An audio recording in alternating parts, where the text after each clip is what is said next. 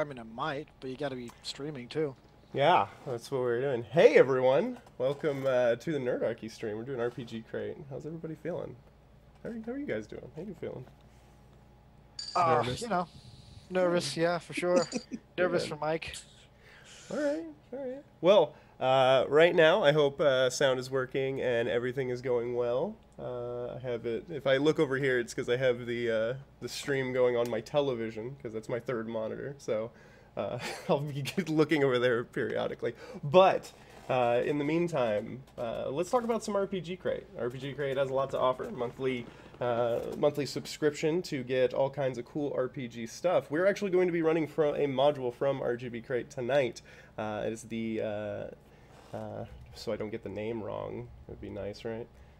Devil's Head Bluff. That's what we'll be running tonight, and we'll be running through. It gives you multiple cards. They even have started doing where you can do continuation between multiple cards in between different RPG crates, so you can get a continuous story with reoccurring NPCs and all the like.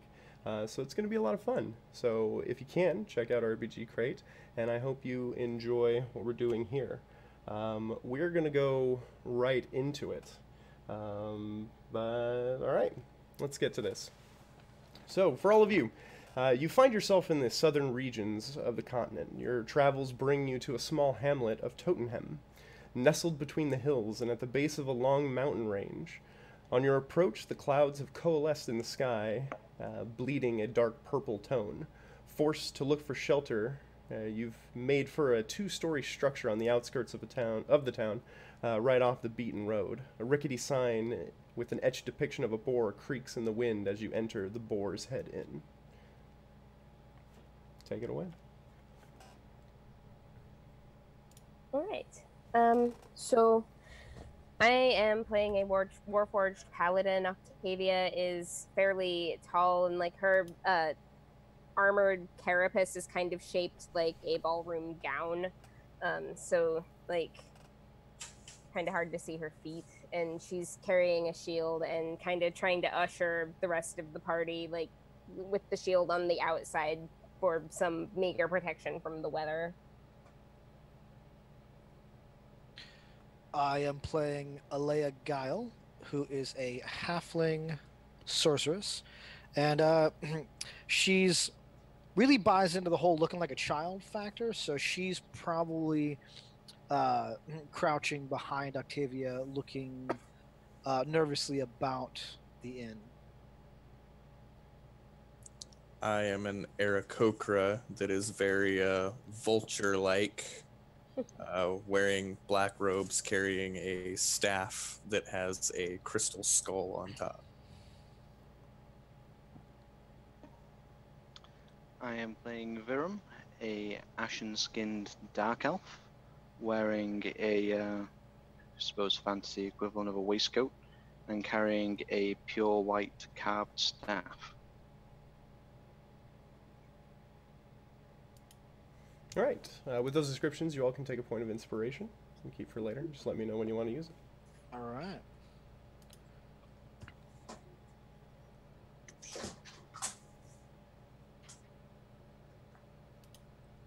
Looks like you might be muted, Karen. Oh. No, sorry, you guys switched sides. Yeah, Alea. We did? No! Oh, no. Not from my description earlier. I'm still the left-hand box. Alright. So we're inside this here tavern. And then... Why? I believe the reason was 'Cause- weather. It's imperative to the plot that we're here, that's why. So I'm like checking out the door like to see the state of things outside and like get a general idea if maybe it looks like it might break eventually or if we're gonna be in here for the night. Yeah, looking outside out of one of the shutters, opening up, you get a couple of the patrons looking at you oddly as you're letting in the storm winds and spritz from the almost horizontal rain as the storms have really come in. Taking a quick glance up into the skies, it seems like as quickly as the storm clouds came, the wind has seemed to almost be spinning, keeping those clouds in place. I shut the shutters back and I look over and like I see the odd looks that I'm drawing and I straighten myself and I say, "Oh, it's all right. I'm rust resistant." You see a couple of them will actually just turn back to their beers, their look on their face like, yeah, that's what we were concerned about.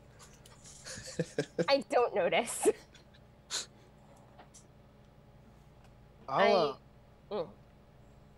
go up to the bar and do my best to peek over the bar, maybe try to climb up the stool to get the whoever is serving anything's attention.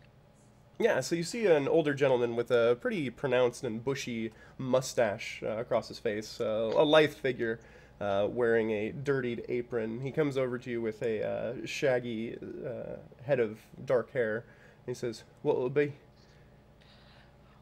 Well, sir, we're here seeking shelter from the rain, and we've been traveling a long ways, and we're all really, really hungry. Can we get whatever your cheapest meal is, just for all of us, and I'll take the big metal ones. I'll take hers too. Right. Yeah. We'll get you the standard what we got in the kitchen. Would I be able to overhear him saying this? Most likely. I imagine if Okay. it's up to you if you follow behind, and it doesn't sound like she's saying it in any hushed tones. So I'll No, just mention very childish tones. yeah. I'll mention that I don't need any either, and then reach over to my zombie and take a peck off of it. Start eating a little bit of it. I'll take his too. I have 2 zombies and 2 skeletons following me around. The skeletons used to be zombies, but they're out of meat. You'll see that the bartender, looking at the demeanor of your group, especially the one that's picking off of one of the individuals in the group, he kind of gives a shallow gulp, and he looks back to the younger female that he's speaking to. Right, I'll get that out to you. Is it you lot just staying for the night, weathering the storm, or is this going to be a longer endeavor? I think we're just staying for the night. I don't know. Let me go ask an adult. I just kind of like walk over to the bar. Did you need something? Are we staying just for tonight, or are we going to be here for a while? He wants to know. I suppose it depends on how long the storm lasts. Is there a particular weather pattern we should be aware of? One of the older men with a long white beard, he seems to be a little bit on the portly side as well. You can tell by the soot covering on him that he's some sort of a laborer. Without looking at you as he nurses a drink in front of him, he says, "These storms are so unpredictable, you can't expect nothing." Ah, that's unfortunate. Well, I suppose then we will simply have to plan not to plan. Sounds like a plan.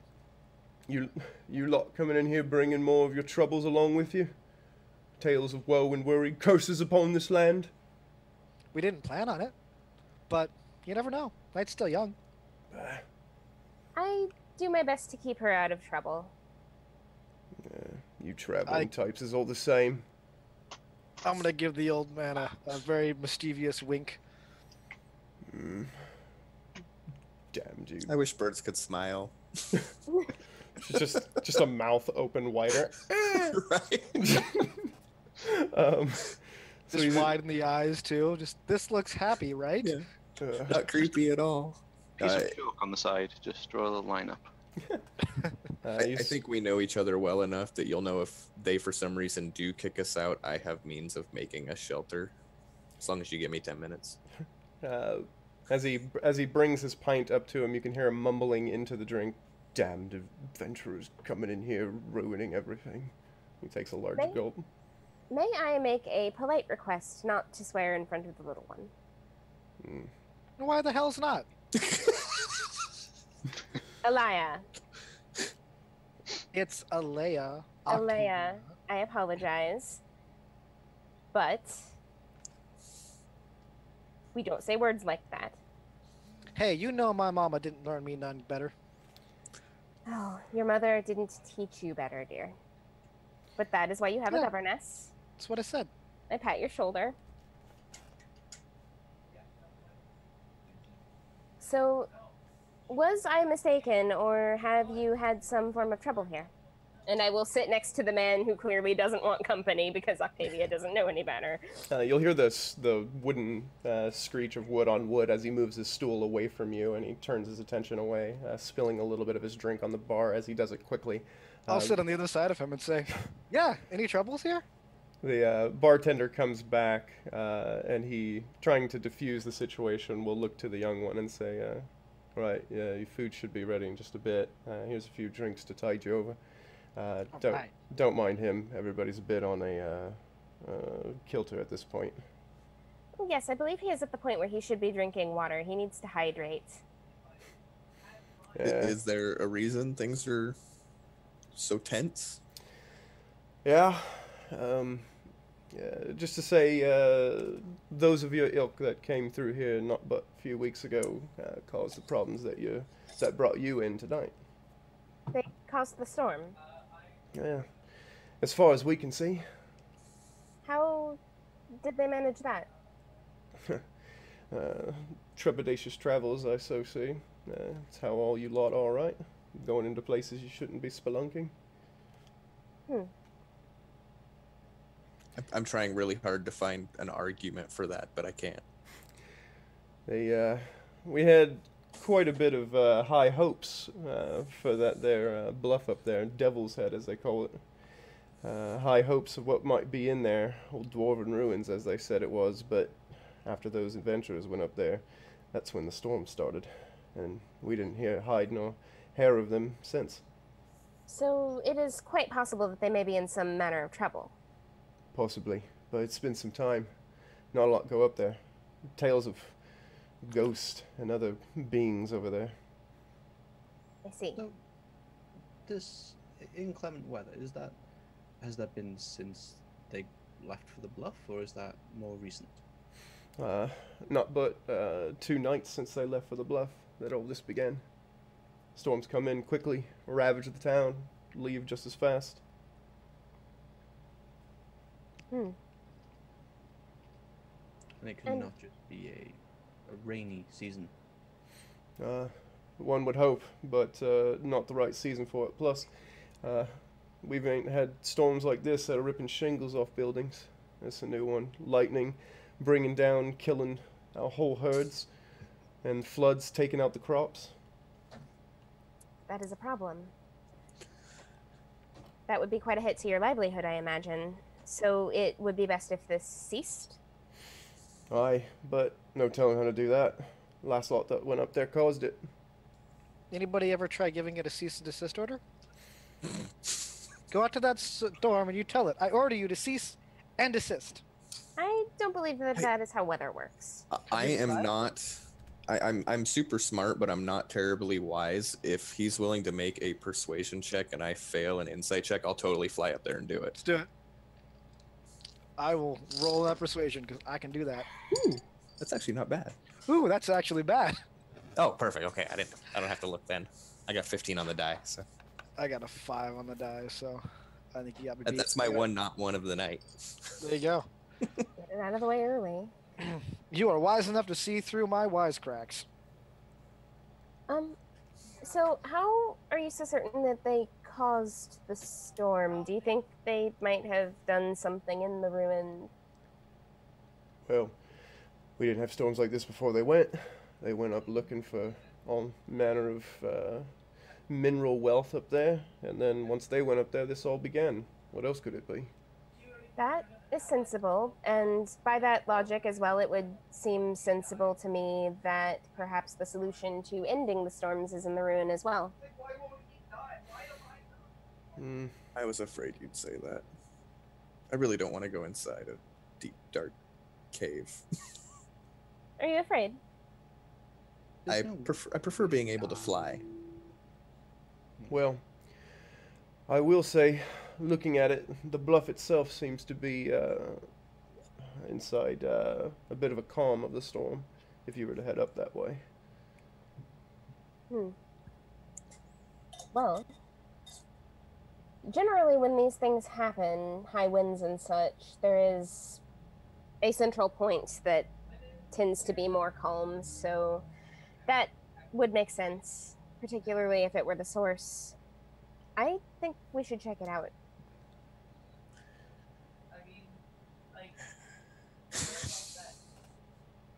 Whatever you say. And I'm gonna go into drinking some more beer. And then I notice that you're drinking something alcoholic, and I push it out of reach of you, and I'm like, juice for this one. Then I grab the other beer in front of me You that I are was too and I'm like, just continue to take it from you, and I'm like giving you the most disapproving look that a robot can manage. Then I reach for the third one, look at it, and realize it's empty because I already drank it. Halfling chugs. Just, if you do plan on going up to the bluff, just be careful stepping foot around Gravehelm. Gravehelm is many stories coming from there. All manner of the spirits conjuring and the Walking Dead. That sounds like my kind of place. Well, then shall we defer to your expertise for this? Well, he said to stay away from it. I just kind of want to go. It's typically the way you always want to fly where we shouldn't be going. There's a small, like, gust of wind that blows up and starts pushing one of the mugs of ale back to me. I put my hand on the bar between you and the mug and don't even look over. You know, you just suck all the fun out of all of this. When you're older, I will make a proper lady of you yet. I'm gonna speak telepathically to you and say, you do know that I am a fully grown halfling, right? I just kind of stare at you, like, this is... I'm not, you know, it does not compute, not quite. What are these words you're speaking? Not speaking to you, it's in her brain. I know, that's... I was just looking to see if I had message, but it's not one that I took. Because I was going to ask you if I should tell her that you're actually an adult. I took message with forgetting that the halflings have that telepathic thing. Well, you can respond or you can talk telepathically, but they can't respond telepathically. Right, but it doesn't do anybody any good with me having message. If I can already do that, it's alright though. It's fine. It's fine. It's totally fine. It's not fine. So was he wanting us to leave tonight? Is that what he was hinting at? I think he wants us to leave right now. No, that's what I mean. I don't think he likes us very much, but my food isn't here yet. I think No, I'm stuffed. we certainly should wait until the storm breaks, at least this time. Traveling in such weather was difficult to begin with, and doing so again might hurt the children. And, like, I'm also referring to the zombies because they act like children, like they don't autonomy. No, they're not. They're quiet. They're definitely not like... That's fair. That's fair. Alright, so after some time waiting and mulling it over, your food and some more drinks are brought out to you that you're able to enjoy. I try to sneak off with one of the drinks. I guess I'll make my stealth check. My passive perception is 20. Good luck with that. It's a 15, so yeah. You definitely noticed me getting out of there. Yeah, no. I'm just gonna Not on my watch. I'm gonna blow a raspberry at you and then just grab my 3 plates and huddle them to myself and just mow down on food. That was quite impolite. You're impolite. I beg to differ. Your mom begs to differ. I don't have a mother. That sounds like a personal problem. Don't piss her off. You don't want to see her when she gets her circuits crossed. You can see, like, I'm almost legitimately in tears. I'm going to take a moment to check on Verum. He's been quiet. I am concerned.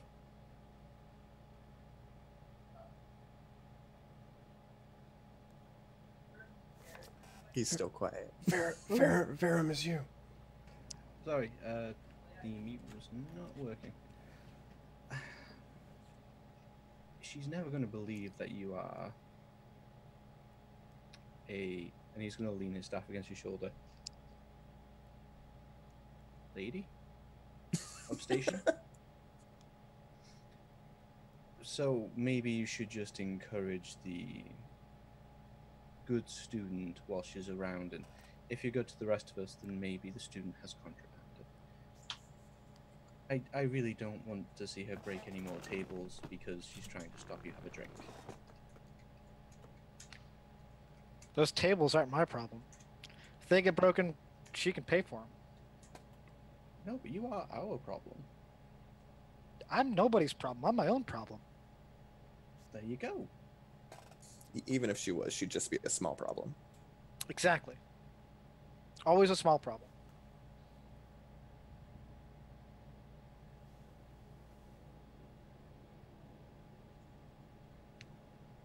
So I will take a moment to, just go around and make sure everybody's okay and, like, do the nanny thing. Check the, patrons of the inn, see if any of them need anything for the time being while we're waiting for the storm to break. Meanwhile, like, listening to the wind howl.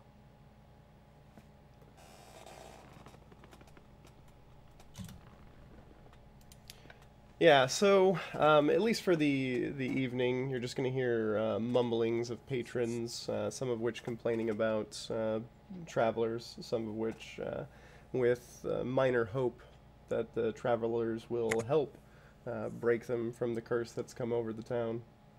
But the storm will continue to bat in the eve, and it will likely need a stay for the eve. All right.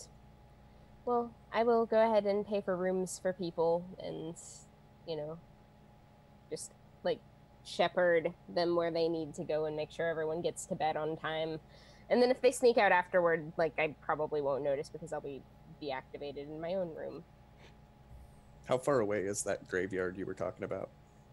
Oh, no. Is that directed to somebody in particular? To you. Was there a mention of a graveyard? Well, you said something about grave something. The place that we should avoid. Yeah, Grave Helm. Grave Helm, yeah. That's the one. Are you talking? Are you talking to me? I heard or grave talking... and then just like totally tuned out what else came out because I was so excited. I can see that. Are you directing that question in character to somebody? Or are you asking the DM as a character? I will ask the bartender or whoever was talking. I think that's who it was. Okay. Yeah. He says Gravehelm's an old dwarven stronghold that was built into the face of the bluff. And how far away is it? Right up the mountain. Travel time, roughly? Not but a few hours, maybe 3. Okay, thank you. After everyone goes to sleep, I just want to go for a flight and fly up there and scout it out and then come back. In the middle of the ravaging storm? Yeah. Oh. If Octavia's asleep, I'm gonna sneak out and drink. If after I leave and I realize it's too much for me to actually fly in, I won't go. But I would like to attempt it. Okay, so just to verify, you were going to go out by yourself, flying into a savage, potentially magical storm. Attempting, yes. Okay. Well, I don't know. If I'm out drinking and I see him try to sneak out, I'm gonna follow. Oh, God. Okay. Yeah. Yep, and this is how we die within the first hour. I'm beginning to see a trend. 15 minutes in, we're splitting the party and going into a storm. Got it. So, at this point, I would probably be like in the corner of the bar reading a book. So, would you guys declare where you want to fly to? Yeah, I would just mention, hey, I'm gonna see if I can fly up there and scout it out, and let you know that if it's too hard, I'll come back. But I wanted to see if I could. Okay. So it's out in the middle of the night. Yeah. So going outside, it is difficult to stay standing with the wind that's capable of blowing shingles off roofs. Oh. So I mean, you can try to fly. Okay, I would like to attempt it just because I already said I wanted to, but I'm sure it's not going to work. As you're going out the door, I will just lay an encouraging hand on your back and give you guidance. Oh, thank you. What race are you again? I didn't hear it. Half elf drow. Okay. Okay. I would like to be moving close enough to him that I can, while tying my rope into a lasso, and when I get a chance, I would like to try to either just sneak the lasso around his ankle, or like if he's already up in the air, throw it around his ankle, Okay. so I can have myself a little Aarakocra balloon. I would say Honestly, I would imagine I do not have mage armor currently on. that will the rope tied to him will not aid in his flight at all, and quite the contrary. Perfect. So you want me to roll with disadvantage? Not really needing a roll. The winds are gonna batter you once you get about 10 feet off the ground. A gust will hit you. You'll get knocked against the tavern as you kind of just slide down the wall. Get the wind knocked out of you as you just sit there in the mud. Rain still beating down on you. Lightning striking somewhere else in the town, flashing everything. But you're not terribly worse for wear. We just can't breathe for a moment. Okay, I'll do one of those funny bird shakes in the puddle and then walk inside. Okay. It's like I had to try. I'll prestidigitation your clothes and your. Don't do that. Let's start yelling at you. My rope is still Walking. around your ankle, and I'm following you around with you on a string. Oh no, I passed the perception 11. I probably don't even notice. Yeah. Alright, hold on a second. Yeah, I just go trotting by, just waving, with a bird on a string. Apparently, you are a house, Aarakocra, so you should be clean and presentable if we are staying in somebody else's establishment. Fine. I'm gonna shake off all the water inside. It's probably the cleanest I've ever been. As soon as we get somewhere, I'm gonna roll around in the mud again. Well, if I'm nobody gonna has, come up and pat you on the head. Good boy. I guess shoulder. I can't quite reach the head. I don't even know. I'd probably reach your waist.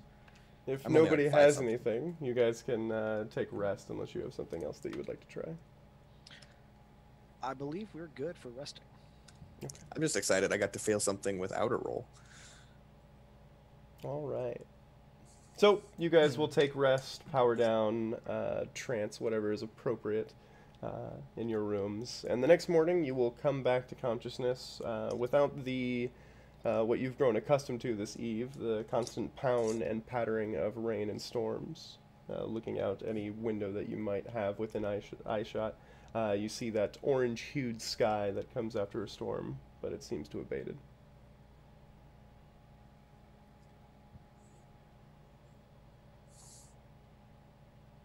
I, come down the stairs immaculate and having properly rested and not been engaging in revelry the night before or foolish attempts to fly in ill weather, and with no knowledge that you did any of that. So, bright-eyed and bushy-tailed, how is everyone this morning? My wings sore. Did you sleep on it, funny? Yes. Had nothing to do with getting pushed into a building by the wind, trying to fly. What was that? Nothing. Alea is still not downstairs.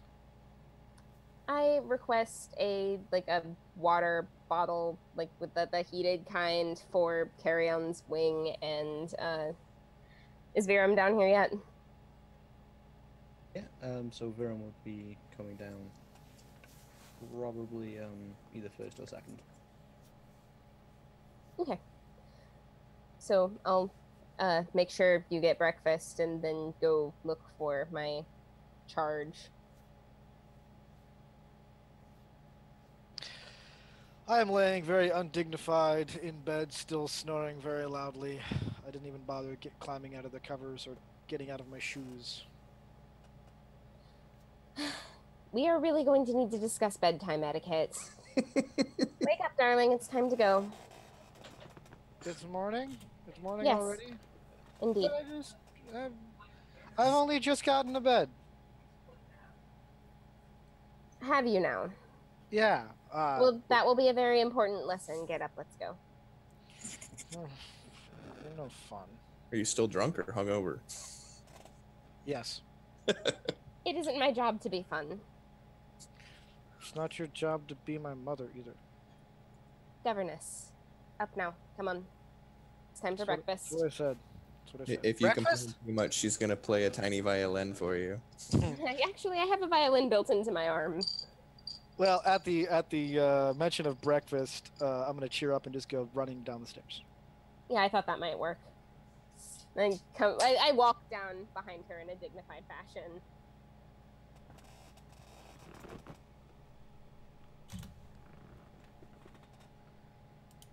Okay. If requested in order, then food will be bestowed upon you. Of course. Lots of eggs. I'm going to eat some more of Jeffrey. So while breakfast is being had, Octavia is going to ask the bartender for like general directions and like what the terrain is like, and like preparation sort of things. Like, is there anything that you would advise we pick up before we go? Well, to get there, just easy enough heading up the mountain there. Not a long travel, but bit of a hilly terrain, even mountainous terrain to get up there. So it's a bit of a hike, you'd say. Never been up there myself, but from what I know, could be all manner of climbing requirements. So if you got the gall or the tools, might not be too bad for you. All right. Is there a particular place that we might pick up such apparatuses? The provisioners, I believe they got their roof fixed up if it didn't get torn up by that last storm. You'd be able to pick up anything you need there. Thank you. And where's that? And he mentions a path to get there quickly in the town. Much appreciated. And I will tip the men and head off to get supplies. Yep, you'll be able to procure anything that you need from Chapter 5, and you can pull it and put it in your pack. Cool. So, climbing tools. Climber's kit. Yep. Me too. I won't.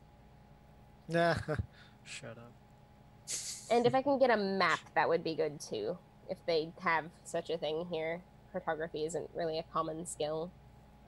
They probably won't have a map per se, but the directions that you were given seem pretty fit, and you can also basically ask the provisioner how to get there, and the two seem almost identical in relation. So Okay. That cross-reference should be enough for you. Excellent. In which case, I will come back and collect my friends. Is my rope still around your ankle, Carrion? Did you take it off? No. Then yes. Okay. Oh, Lord. I'm gonna walk a few feet behind you, holding onto it, and every once in a while I'm just gonna tug.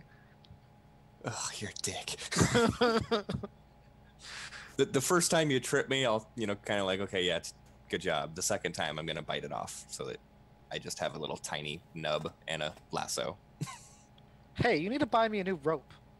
Seeing how this trip is going to start, and most likely continue, I'll present you both with small platinum bands, and just nervously smile and just say, I think this would be wise travel attire, and I will twin a warding bond for you both so you don't kill each other tripping off a cliff. Well, I can fly. Well, not last night, but Wait. Viram, is this some kind of romantic exchange? Because I'm just a child. drow culture for dual weddings. I heard it somewhere. Good, because you're a bird. That would be weird. I don't want to marry a bird. Right, so I imagine you guys begin heading up that way with Octavia potentially leading the trek. Yeah, I'm going to request that Viram take up the rear because he is the other sane person here. And, you're definitely the one I want watching my back. So, yes, up the mountain we go. All right. The walk takes about as much time as was prescribed as you make your way up there. The vegetation is lush here, but you can see there's been heavy rains, a lot of rents in the soil, as water has been moving down this area. But the higher that you get, you can see that the weather-torn areas become less and less and less. And as you approach a relative peaked area, there almost seems to be very little weathering. But once you get to it, you do get to a portion where you approach a 200-foot tall cliff, and a river interposes between you and the cliff face. Setting before you on the other side of a river, below the cliff edge, is a grassy clearing littered with all manner of weather-savage stone outcroppings and the remnants for some type of structure. Set into the cliff face is a wide raised plinth with evenly spaced columns, and behind them a large set of stone doors. For you, Octavia, atop the 200-foot cliff, on the sheer face of it at the very top, as you're scanning everything, you actually catch a quick glint of sunlight reflecting off something at the top of this bluff. I see. Karen. You're muted. Yes.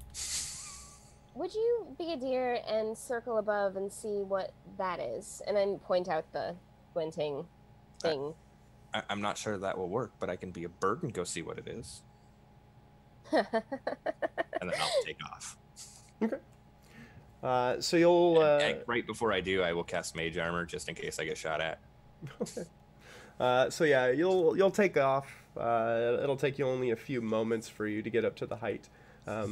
As you get to that height on top, you see that up here on top of the cliff is a plateaued area. There is a clearing right before it gets to a forested area, and you see a river behind that way in that direction. But before all that, in the clearing, you see that there is some sort of stone structure, maybe a shrine or an altar.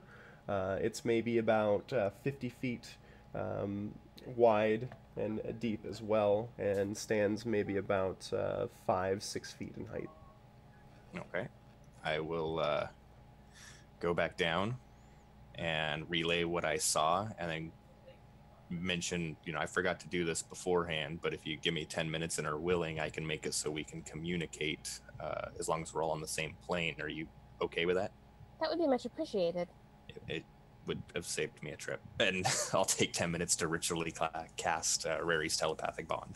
Okay. Is anybody else doing anything else while he begins his ritual? For a while, I was nonstop talking and describing all the foliage and what it's good for and how it tastes. And even if I didn't know the truth about it, I made it up anyway. But when we got to the cliff area, I've become extremely silent, and I'm staring at my own shadow that's cast against the rock face. Okay. So in the position that you're at right now, the cliff face is probably about maybe 150 to 200 feet ahead of you. So you're not at the cliff facing just yet. And interposed between you, right before you, is a slow-moving river. So my shadow's falling across that, probably. Most likely, yeah. And then beyond the river are some stone structure. Actually, what draws your attention, all of you'd be able to see it pretty plainly, is set on the other bank of the river.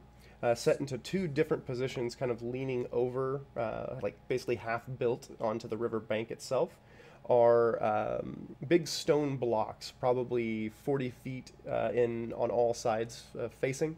And these stone blocks are raised in the air, actually set on top of stone pillars. Beyond these are all manner of what looks pretty jagged stone ruins. And then beyond those would be the cliff face and that plinth with the pillars that you saw. Is there any sign of how the previous party of adventurers managed to get across this river? Okay, so if you can give me a survival, much appreciated. I'm going to mention out loud that I'm looking so that other people can also look, because survival is not my forte. If you make mention of it, basically who's ever best at it can take the chuck. That's fine, just one roll. Mm-hmm. Not it. I will guidance whoever that person is. I am still staring at my own shadow in the water. Okay. Elia. For a moment, I look at you. My face just completely void of emotion. My skin looks a little more ashy gray, and my eyes are completely white. Hmm. And then You're that okay. look I kind of go to overcomes take your me. temperature. I kind of shake it off, and Octavia, were you? I'm fine. Are you quite certain? Of course, silly. Well, if you're feeling well at the moment, I have a request, if you wouldn't mind. Of course. What can I do? Clearly there have been people that came here before, and they must have gotten across the river somehow. Yeah. Do you think you might be able to figure out how that was? Oh, of course I can. It's pretty obvious, isn't it? They probably had a wizard, and they just made everybody fly, like you do. You know, just raise you up in the air and put you over there. If you wouldn't mind looking anyway. Of course. I would be happy to aid, which will let you roll with advantage. Oh, I'm still doing the roll. Okay. Unless you have a negative, you're probably just as good at it as any of us. Right. 13. Okay. Looking at the stream, a little bit closer inspection on it, you can see that it's a very slow-moving stream. There is all manner of algae growth and other vegetation in it. Alea knows enough about vegetation that with this growth in here, that means it is probably shallow and slow-moving enough that it wouldn't be terrible for everybody. Due to the fact that there's actually basically plants that can get a foothold in here or a root hold. I'm just gonna fly across. I am. Like I told you, there was a druid in the group, and the druid made all the plants get bigger and bigger and bigger, and it was like stepping stones up to the top. That's what I said earlier, right? How far across is this slow-moving stream? The width from one bank to the other bank is probably about 30 feet. 30 feet. Oh, you can jump it. I'm gonna try to jump that because I don't like the idea of getting wet. I am rust resistant, but I am not rust proof. Yeah. Yeah. So athletics. Yeah, you can chuck me athletics. What's your strength score? 14. With a 14, I think just spitballing with a long jump, you can get it or close enough. So you're good. Okay, cool. So yeah, you're able to with a I don't know how lithe your form is, but I imagine it's more of a loud clunking noise as you take a few wide strides, leap with some servos whining as you put stress on them, leaping and then come crashing on the other side, mud kind of splattering as your heavy greaves land into it. Yeah, it is certainly not quiet, and it is certainly not ladylike, and I look properly embarrassed on the other side of that river, but I'm not rusted, so I'm okay with this. Yeah. At this point, Carrion probably just is, having already started... Cackling. Yeah, had already started flying over, flutters down beside you, cackling. I'm going to hastily scrawl on a piece of paper the number 9 and hold it up. Thank you, and I curtsy. So If I had 2 papers, I'd have given you a 10, but I only had 1. What's up, Verum? So have we planned for getting your followers aside, or? Well, I'm gonna climb on Virum's shoulders. Okay, well. I know how I'm getting across. It should be safe I was to. talking about his Oh. travel snacks. How much does a zombie weigh? Would I be able to carry it over? Ooh, never mind. I will ritual cast Tensor's floating disc. I'm about to say, not while You've flying. done that before. I didn't think about it. The nerve. And then I'll bring him across that way. There's another 10 minutes of our time gone. Yeah, that's You right. can go without me, I'll catch up. Did you want to finish your ritual before you start another ritual, or? Which I assumed that, Yeah, we stopped. yes, I would definitely. Okay, because the Finish idea the the idea of telepathic bond. I about to say the idea of somebody looking at a river and then deciding to jump over it probably did not take 10 minutes. Okay.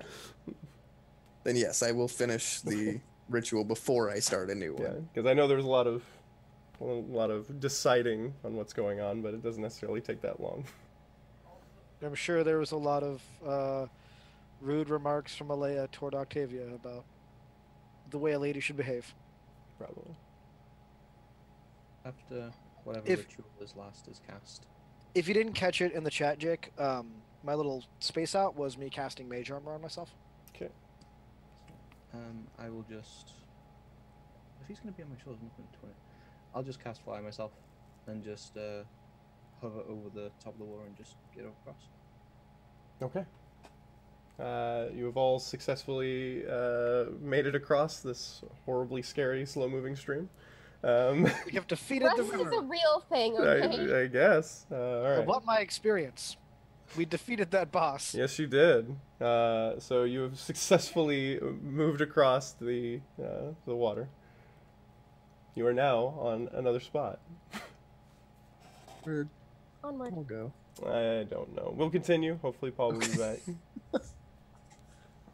Just making sure I didn't do something. 'Cause I accidentally clicked the button and then he disappeared. Okay. So yeah, your unless you're telling them to stop, your followers would just mill across, probably shin deep in the water as they just mill across. And Okay, yeah, I'll let him. Okay.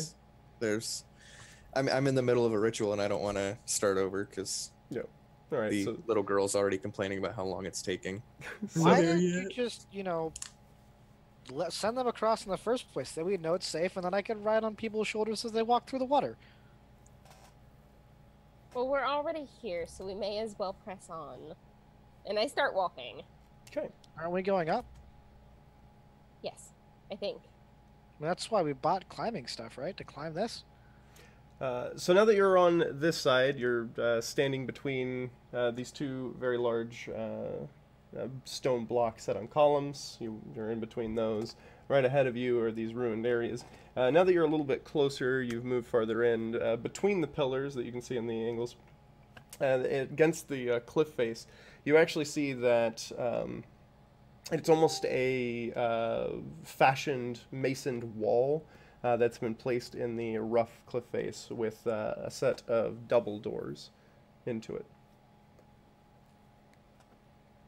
That's not exciting. I wanted to climb it. Can we reach the doors? Yeah, all you gotta do is walk up the plinth. It's only about 50 feet away from you. Okay, cool. Well, then I'm just gonna go. Just gonna walk right up to the doors. Okay, so I'll bet you they're locked. Somebody should knock on them. I was gonna say, should we knock? Well, and then anything that's inside will know we're coming. So as you step forward into the raised area, you see that there's cracked and weathered marble tiles laid out before and in between the pillars. And now at this angle, little higher angle, you can see that, especially over near the doors, that the area is littered with bodies in varying states of decay. Oh, I see. Carrion! More dinner! Not quite yet. These bodies, are they dressed in anything, carrying anything? So most of them, from looking at them, they're pretty far gone in decay. Some of them kind of just really just bags of bones. But you do see two of them, while pretty freshly rotten, are wearing a little bit heavier gear instead of just being commoner clothes. Looks like wearing armor and maybe even have swords at the hilt. I will say, Octavia, can you help me drag these into roughly a 10-foot area in case? And I point at my other friends and then kind of do this like they die. I can raise these ones instead. Yes, I will do that. And as I am doing so, I'm like investigating these bodies and checking them over for like gear and things, because rapid fire desiccation is not the strangest thing ever. And like at level 12, I'm sure we've seen weirder. Yeah, so as you approach and you start to put your heavy hands onto the undead, or rather the dead form, it becomes animated. A hand reaching out to you, and you see a moaning visage looking to you. So I will need some initiatives. How many did you say there were? The ones that are moving, there appears to be 2. Okay. Oh, of course my initiative's garbage. 23. Cool. 11. That will be the only good initiative roll I promise have back. tonight. Okay. Initiative. No, what's my dexterity modifier? That'd be a 19. So what's going on? Bodies are moving? Yup. Yeah, and I don't get the ability to take over other people's summon undeads until next level. I'm gonna look at Carrion and say, "Is this you?" It was going to be, and then someone beat me to it. What was yours, Karen? 11. 11. Okay.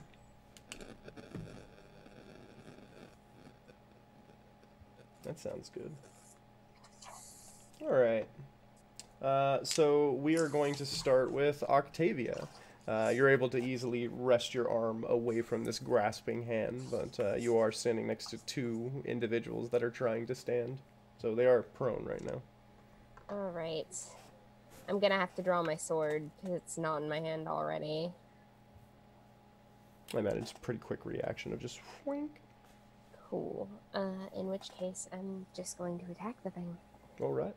You'll have advantage due to the prone condition.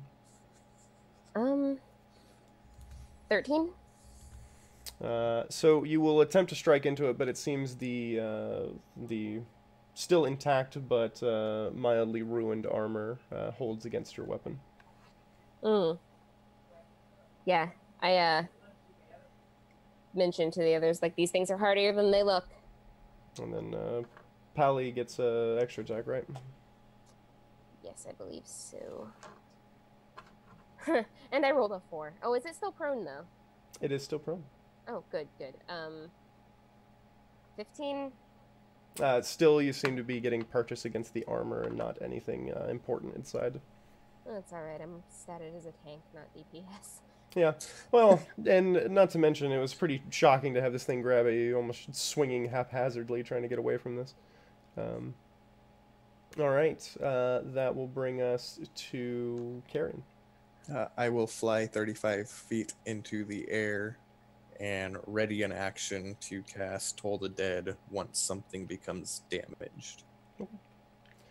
Of the enemy, not my party. Yes. What was your initiative, Mike? I think 11. I think you guys got it swapped. So Yeah, because I got a 19, so I yeah, should have gone first. But that's sorry. okay. Yeah. I mean, we know what you're gonna do on 11. So if we want to swap it, that's fine. Go for it. I'll just go after 11. him in this round, and then we'll fix it next time round. All right. Because all I'm gonna do is just I'm there, and then I'm not, because I'm now invisible. Okay. And then I will, while being invisible, I'm going to like try to move around the undead toward the door. Okay. All right. They are going to stand and start clawing and biting at our poor Octavia, trying to find meat inside there, but can't seem to find anything. They will bite and tear, but can't get through your heavy plates. So, yep, you go invisible. You start skirting about slowly. Then we will bring it back to Octavia. Oh, good, I might actually hit something this time. Yeah, they're not. 21 will definitely hit. Alright, so that is going to be 9 slashing damage and 6 radiant. Cool. Would my ready to action go off now since it's damaged? Yep, sounds good. Alright, so wisdom save, please. DC? 17. It will fail. Alright, so it will take 20 necrotic. Okay. Alright, and then my second attack is a 17. That will strike. Alright, so that's a 3 slashing damage and 4 radiant. My god. Yeah. Yeah, I'm not statted for damage. Nailing it. Alright. Alea, you're up. All right. How close am I to this door? Yep, you will be able to circumvent, and on this turn, spending the rest of your movement, you'll be able to get to one of the doors that's a little bit farther away from the melee that's going on. All right. I'm going to cast True Seeing on myself, and I'm going to look at this door and see if there's something attached to it that, if it's like at all attached to the undead, as far as like Okay. Did you cast greater invisibility or invisibility? I just cast invisibility, so that's going to drop. Yes. I do believe All right. they're both, So you will see Alea's form manifest next to the door, looking at it, most likely eyes glowing in some state. You do not see anything odd about this door. Okay, then I'm going to spin around and look at the undead. Okay. They are undead. The whole time. DM strike, you shouldn't give me some really cool descriptor for that. That's okay. I'm just messing with you. For casting a spell that doesn't do anything? Okay. Exactly. Got it. It's exactly why you give a cool descriptor. It doesn't do anything, so make it sound cool. All right, I'm gonna then. Oh yeah, no, my casting was my action, so I am done. Yep. All right. These things are going to strike at Octavia once again. These will actually hit you this time, both of them going into you. You will take 12 damage for the first one. I imagine you don't care about poison. Nope. And you'll take 13 damage from the next one. And then they will both grab onto you. You will now be in the grapple state. Then that'll bring us to the old carrion up in the sky. Alright, another wisdom save. Same one. Cool. Still 17. Yeah, terrible failure. What's the damage? Ooh, that was a good one. Have to do math. 26. 26. All right, you will see that one drop. Its hands just falling off from Octavia as it drops into the ground. I give mental high fives to everybody. Excellent. They are succeeded. Go back to Octavia. All right, so I need to roll against grapple. Nope, grapple just gives you a 0 movement. You can choose as an action to attempt to free yourself, but otherwise it gives no negative modifiers. So if you don't want to leave, you don't have to. Cool, so I'm just gonna like stab the thing that's hanging on to me then. Yep, go for it. It is quite awkward. 22 to hit. That will hit. Oh god, why is my damage roll so bad? Alright, so that's gonna be 4 slashing and 1 radiant. Oh my god. Alright, second attack. And then 16 for my second attack. That will strike. You hit it right on the noggin. Excellent. Okay, this time it's 6 slashing damage and 6 radiant. Woo! Moving up in the world. Well done. Okay. Couple hacks into it, so you can see that it has a hardy form, so you're not getting a lot of meat out of it, but you are breaking through that armor as best as you can while you struggle with it on you. We'll move to Alea. All right, so one of the undead is down, and the other one is still hacking away. Confirmed, good sir. All right. I want to sigh, then just kind of. I'm going to see what I want to do for the descriptor on this. My eyes are going to glow white again as I just stare at the creature, and ice begins to form around it. It needs to make a Constitution save, DC 16. Okay, it will fail. All right, then I will do some cold damage to it. Okay. Which is 3d6.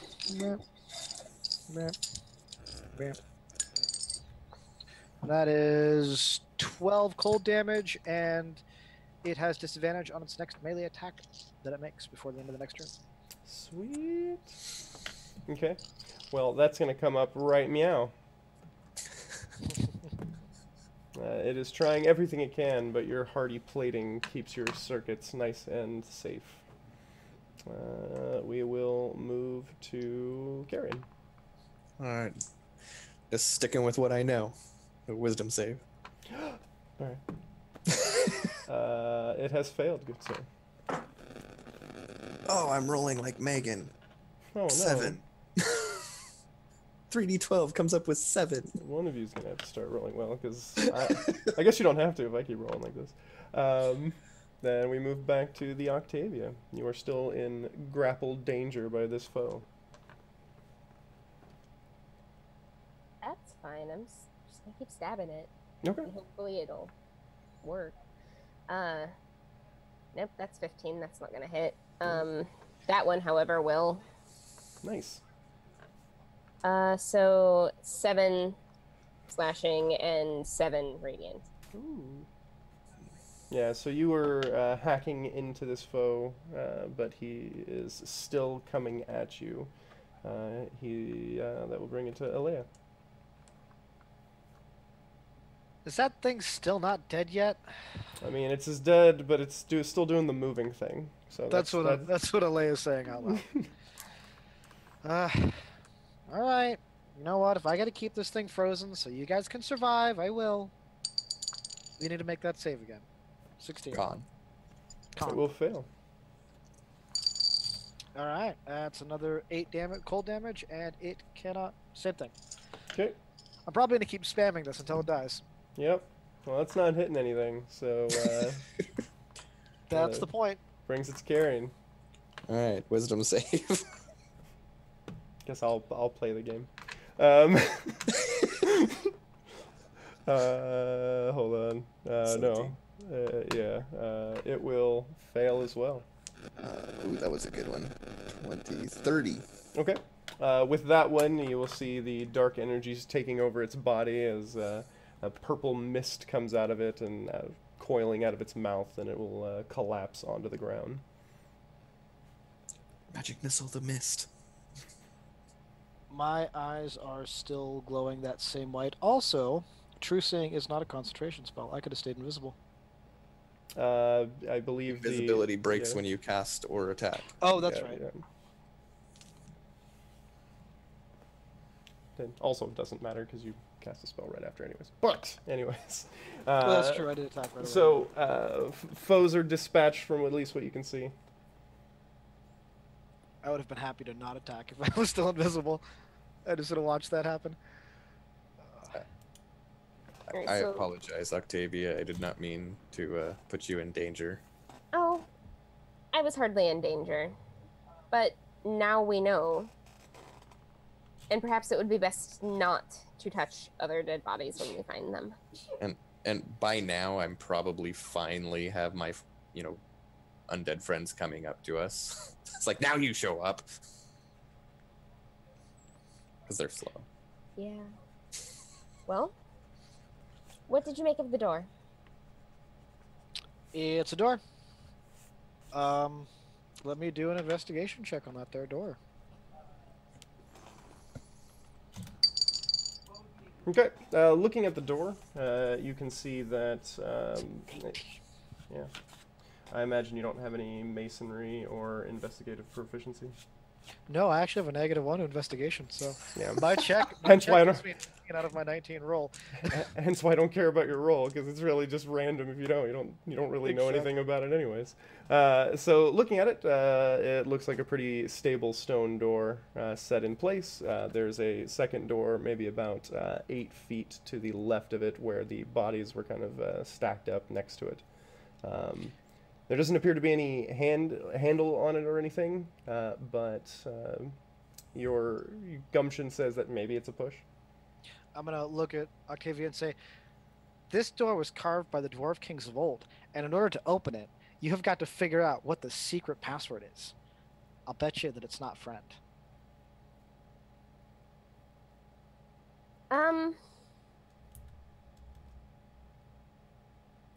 I speak Dwarven.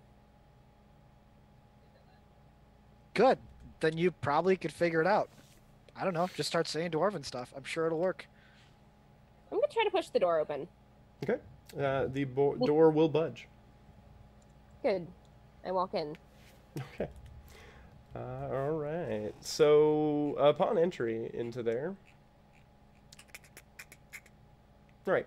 So the first thing that hits you, I imagine you still have some sort of sensory input aside from optical, correct?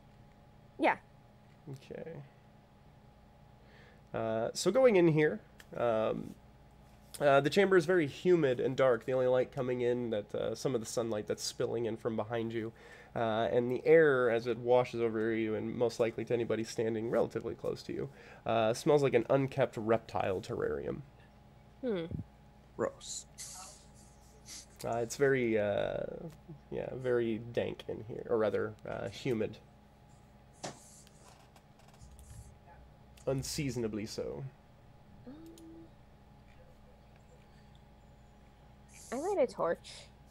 It Right. smells like carrion in here.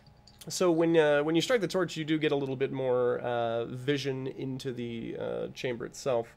You will notice that, odd to you, that the torchlight seems to dance as if there is steady airflow, flickering and moving, but you don't feel anything on your sensory servos. But looking around, you see that this chamber is shaped. It's got a rounded portion to it to the north. The whole thing is maybe about 50 feet deep and about 60 feet wide.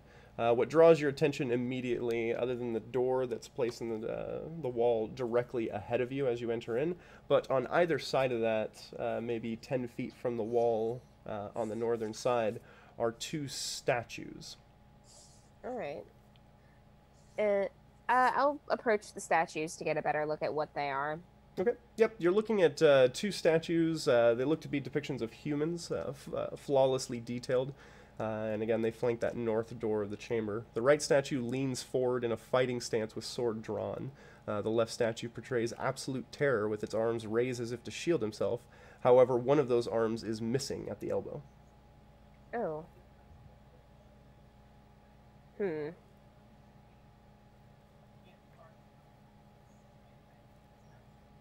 As you scan up and down, you look down at the ground. Near the floor of the statues, you see that there are dark stains on the ground and bits of rubble.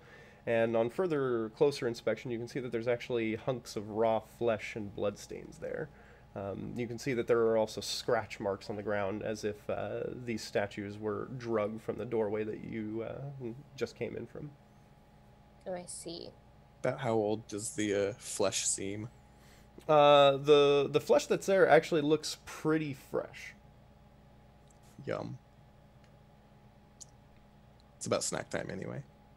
So does this blood bleed anywhere, or is it just here? It's just pooled, as if whatever flesh was just sitting there was just losing fluids.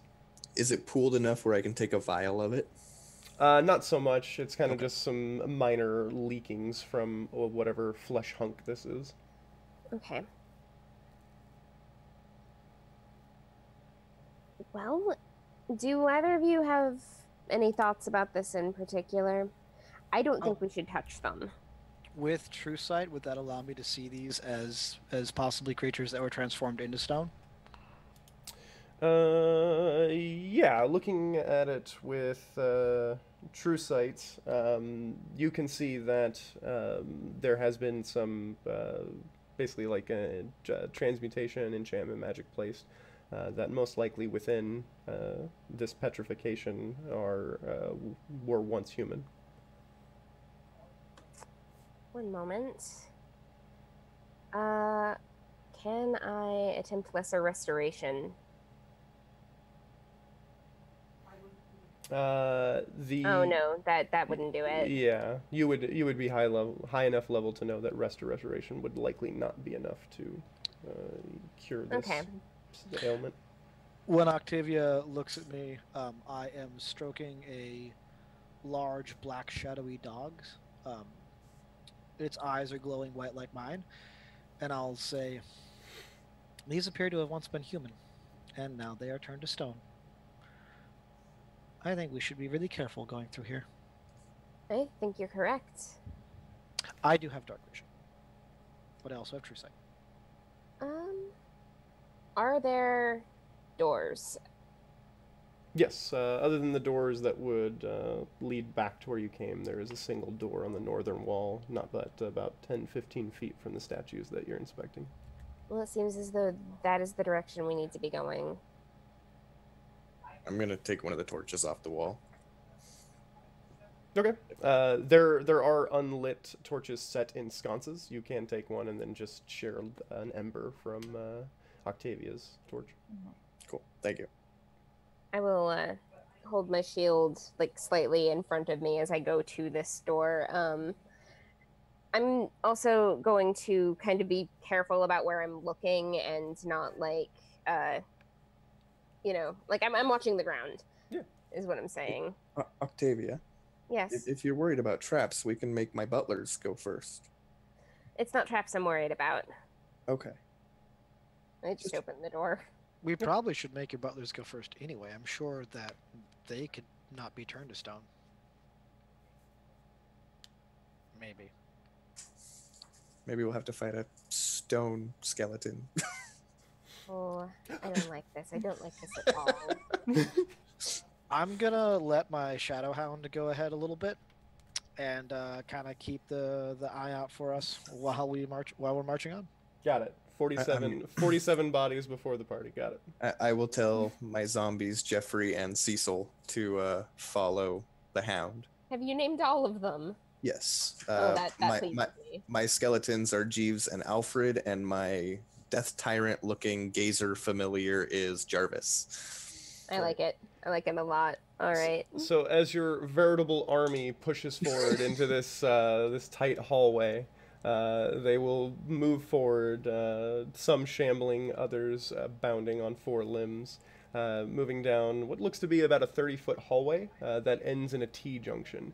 At this T-junction, there are 3 doorways, one heading to the north, one to the west, and one to the east.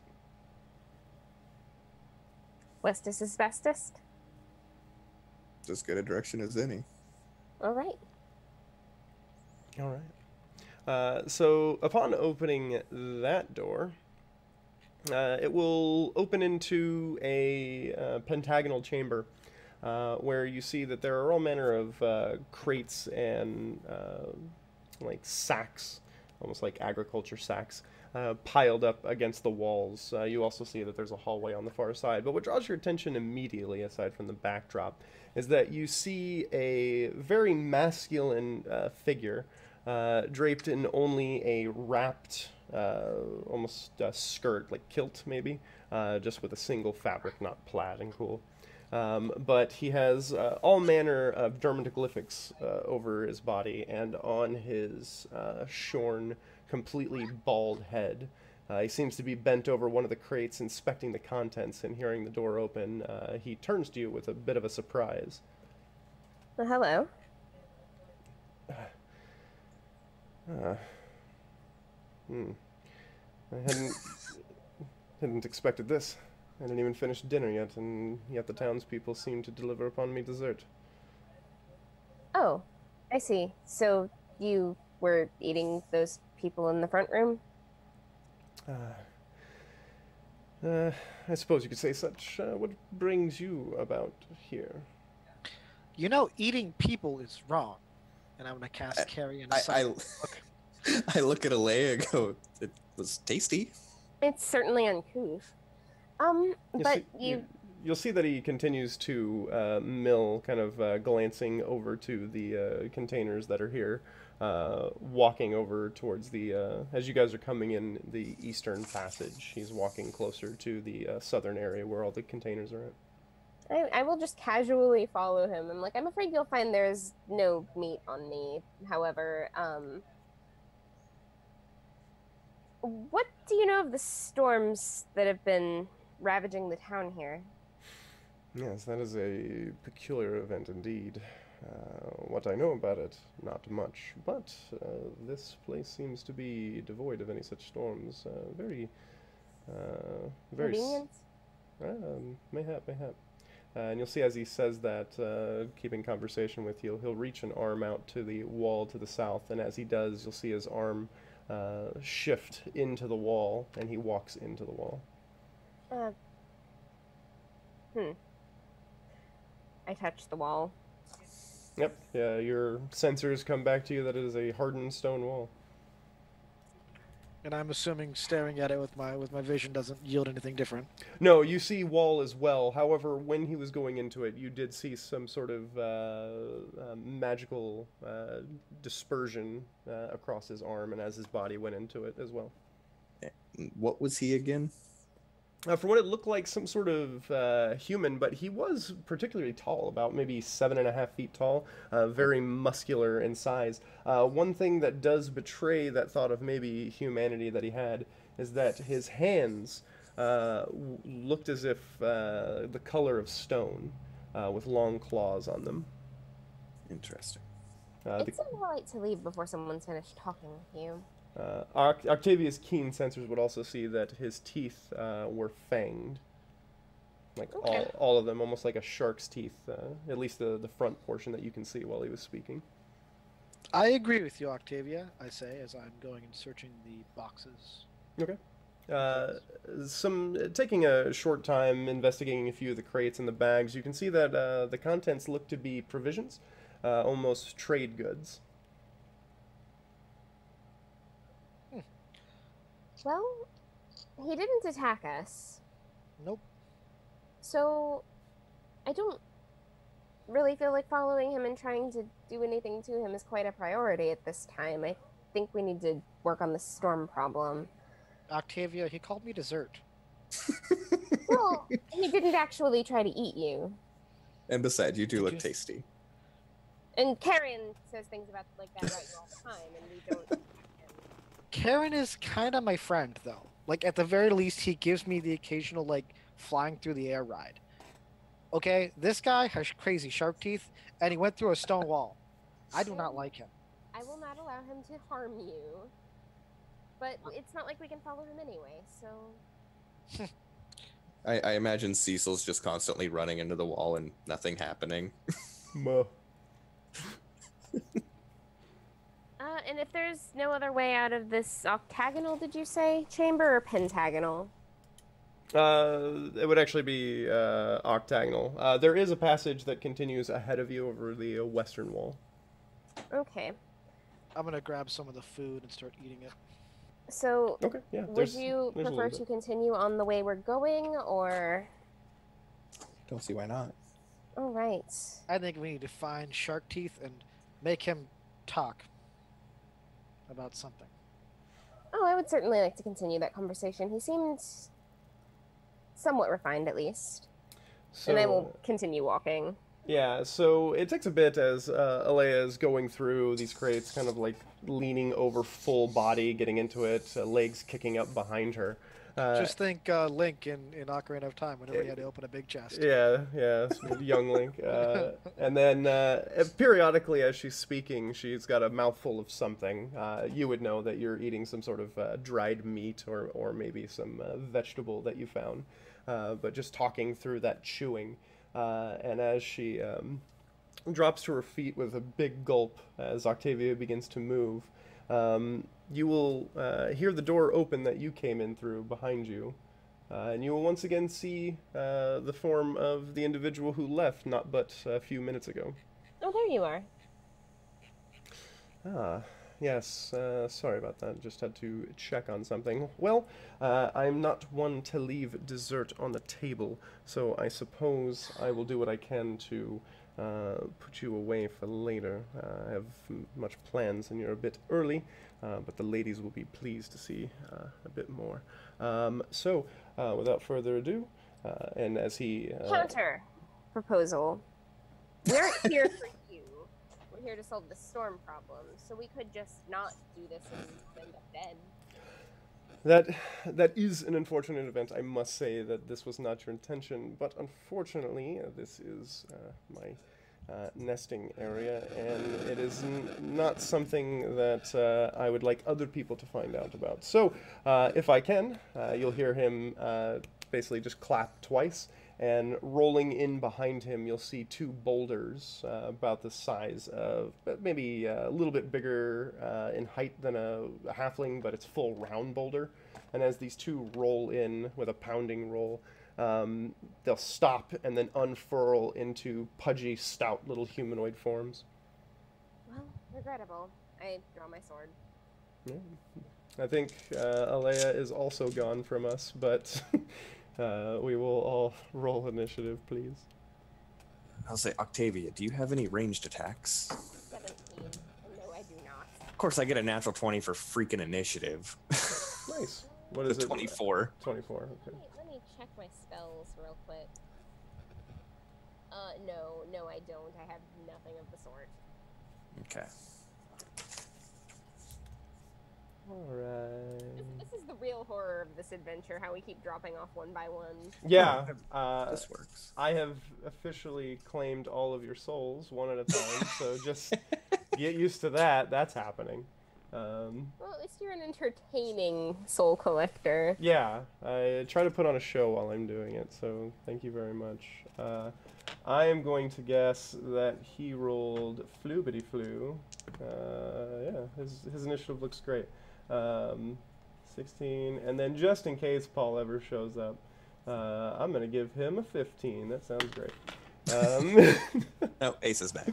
Hey. Sorry about that. My surface tried dying on me. No, that's good. So what's your actual initiative? Yeah. Oh, yeah. Let's figure that out. See how close Jake was. I said 16. 6. Oh. No, I got 6. I was way off. You know what? Mine's better. Let's go with 16. Okay. I'll take it. All right. So 24 will take us off. All right, I am going to cast slow on the creatures. They are all within a 40-foot cube of, 40-foot cube of each other, right? That is absolutely true, sir. All right, so I need wisdom saving throws from each of them, please. They will roll some wisdom saving throws. So your DC is 17, correct? That is correct. All right. One of the rock creatures will not be affected. That's the only one? Yes. Okay. So that one has -2 to AC and dex saves, can't use reactions, and can only use an action or a bonus action, but not both. Okay. Yeah, sorry, you might have misheard me. Everybody but the one rock got it, so got affected by it. Yeah, so it'll be... Even better. Yes, way better. Like 100% better. You and math. No. All right. Is there room in here to fly up, or how high is the ceiling? You could fly up, but the ceiling's only about 20 feet in height, so you're only gonna. I wouldn't bother then. Yeah, you're only gonna get about 10 feet off the ground. All right. So the 17 we come to.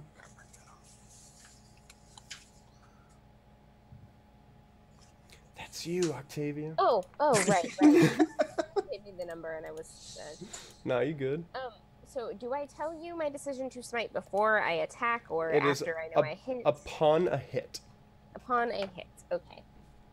So I'm going for the guy with the shark teeth first and foremost. All right. So you will step forward to place yourself before him and swing your mighty blade.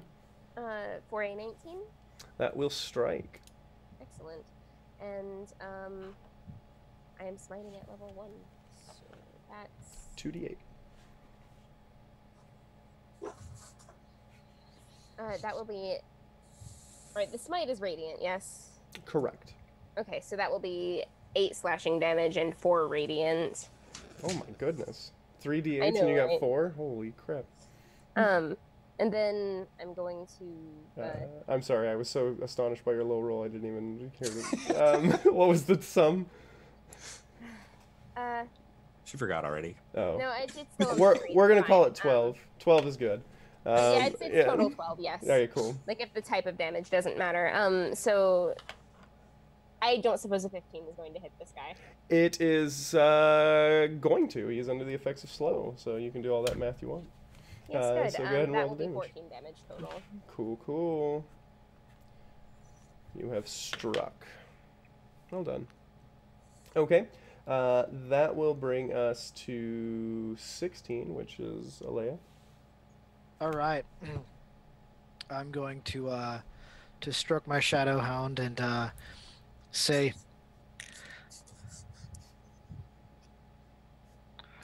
Fluffy, get him. And she's gonna go diving towards the shark tooth guy. Okay. And I can go ahead and make it attack there. This is my bonus action as well, by the way. Okay. All right. That is probably a 12 to hit, so I don't think it's gonna hit it. That will not. And just to verify, you were going against the humanoid form, not the rock creatures. Right. Okay. At least with that one. Against the rock creatures, I'm going to turn to whichever one is closest to me. Oh, would you like to go for the slowed one or the non-slowed one? Non-slowed one. Non-slowed one. Let's do it. All right. And I would like it to make a Constitution save as ice begins to creep up its body. What's your DC? Doesn't matter. I rolled a 1. Go for it. All right. I'm going to turn to it and give it a wink with my glowing white eyes, It's and it's it eyeless. takes 7 damage. All right. Its eyeless stone sockets look back to you quizzically. I can only see the questioning in its eyes because I have true sight. It's true. You do sense a questioning, but eyes are not how you would describe it. For you with your true sight, you would see that this is not a. Well, it has a physical form. It is not a physical entity. It has something more of an elemental nature to it. Okay. Cool. All right. So we have. Hey, I get to play. All right. So. No. It played last time. All right. It is going to. Oh, I apologize. I'm a huge cheater for my guys. You will see that while your slow should have taken against the humanoid creature, he seems to have shrugged it off with no problem. Okay. So 1 rock is slowed. It's a slow rock. So this fool is going. Yeah. All right. So it is going to. Yeah, you can go ahead, Octavia, and get an attack of opportunity, as it's going to slink past you. 9. You will not strike. Yeah, I didn't think so. Yeah, so it is going to slink. I take a venture to guess that Alea would be the closest target aside from Octavia. Probably. All Are right. you within 5 feet of me? No. I'm probably more like. Oh, Probably well, 10. that's your 10. first mistake.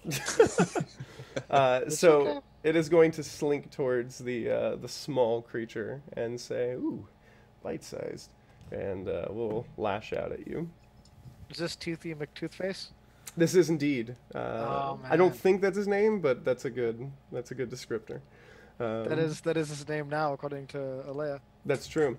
It will lash out at you, trying to grab you with his arm, but will fail. And then will lean in for a bite. You will be struck.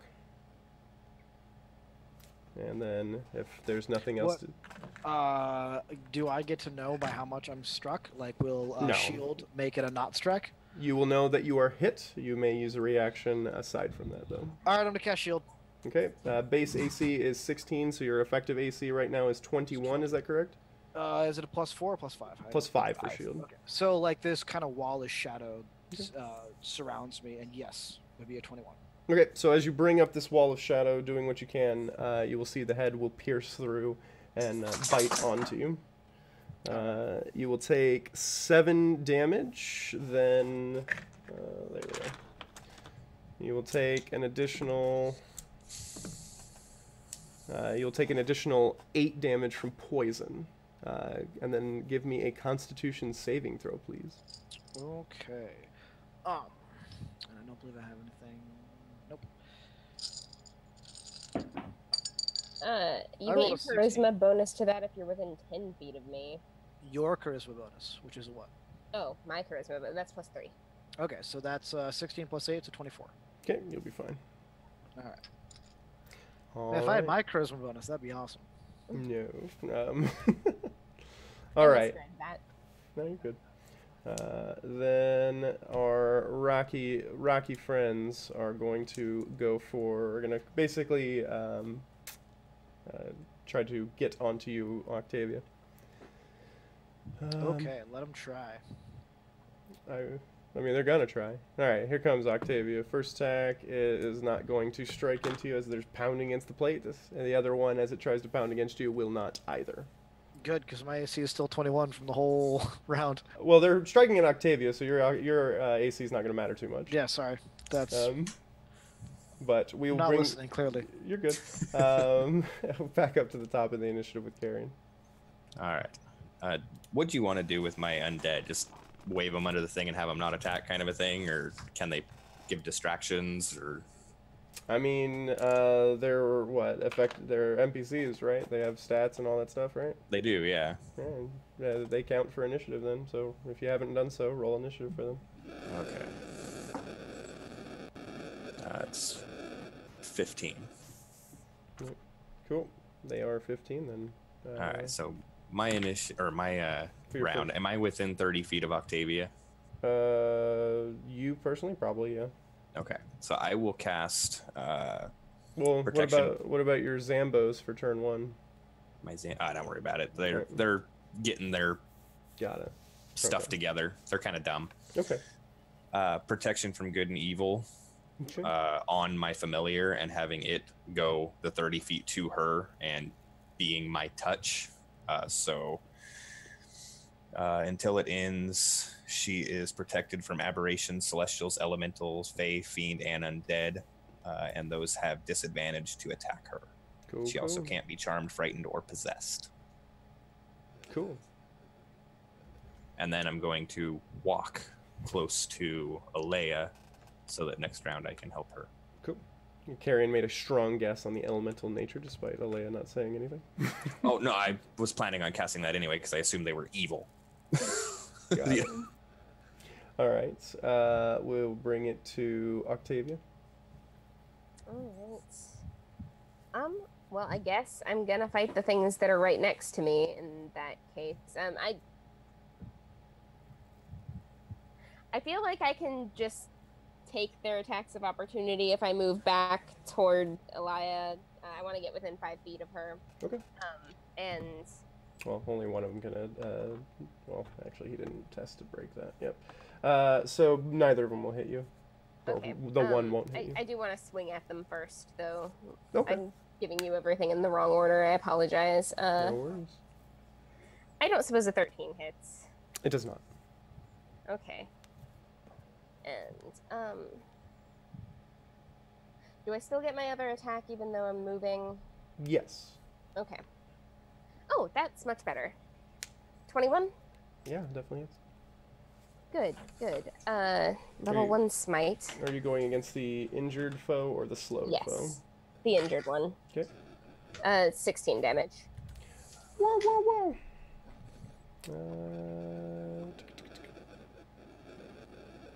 We're just gonna do it that way. All right, then. Yep, you'll move away. The one that is not affected by slow will try to strike at you and will miss, and you will get into position next to Alea. And then it will be Alea's turn. All right, I'm going to. My own shadow is going to start rising behind me into a form of a creature much larger than myself. And as that's happening, I'm going to look at Sharpie McToothface and say, "You would be wise to fear me." He needs to make a DC, unless he is immune to frighten or fear effects. He needs to make a DC for the save. He is possibly. Yes, I'm casting fear, so. Yeah, he is not, so yeah. Wisdom 18 or Wisdom 16. Sorry. He will not pass. Okay. He is now frightened, and he must make a dash action to move away from me by the safest available route, unless there is nowhere to move. Okay. And then, as I say that, from behind, my dire wolf is going to, my shadow wolf is going to go jumping at him. That's going to miss. It's a 10. I believe frightened incoming attacks are at advantage, so if you didn't. Oh, roll I have advantage anyway because of the pack tactics. I rolled it and still missed. Ah, that's right. Okay. That's all I got. That will bring it to Zambos, What's Zambos? your zombies. Oh, okay. They'll swarm Sharky McToothface or whatever he said it was, and only one That's of the them one. rolled good enough that it probably hits. I got a 21 on one, and the next highest is a 10. Okay. Yeah. 21's gonna hit. All right, so he will do max damage, so 11. Nice. At least So one of how- them's worth something. How many people are surrounding him now? Quite I a thought bit. it was just you and these four now. Did you I'm give? just I'm behind you. Did you give the zombies all advantage because he is frightened? Because source of fear is within sight. So.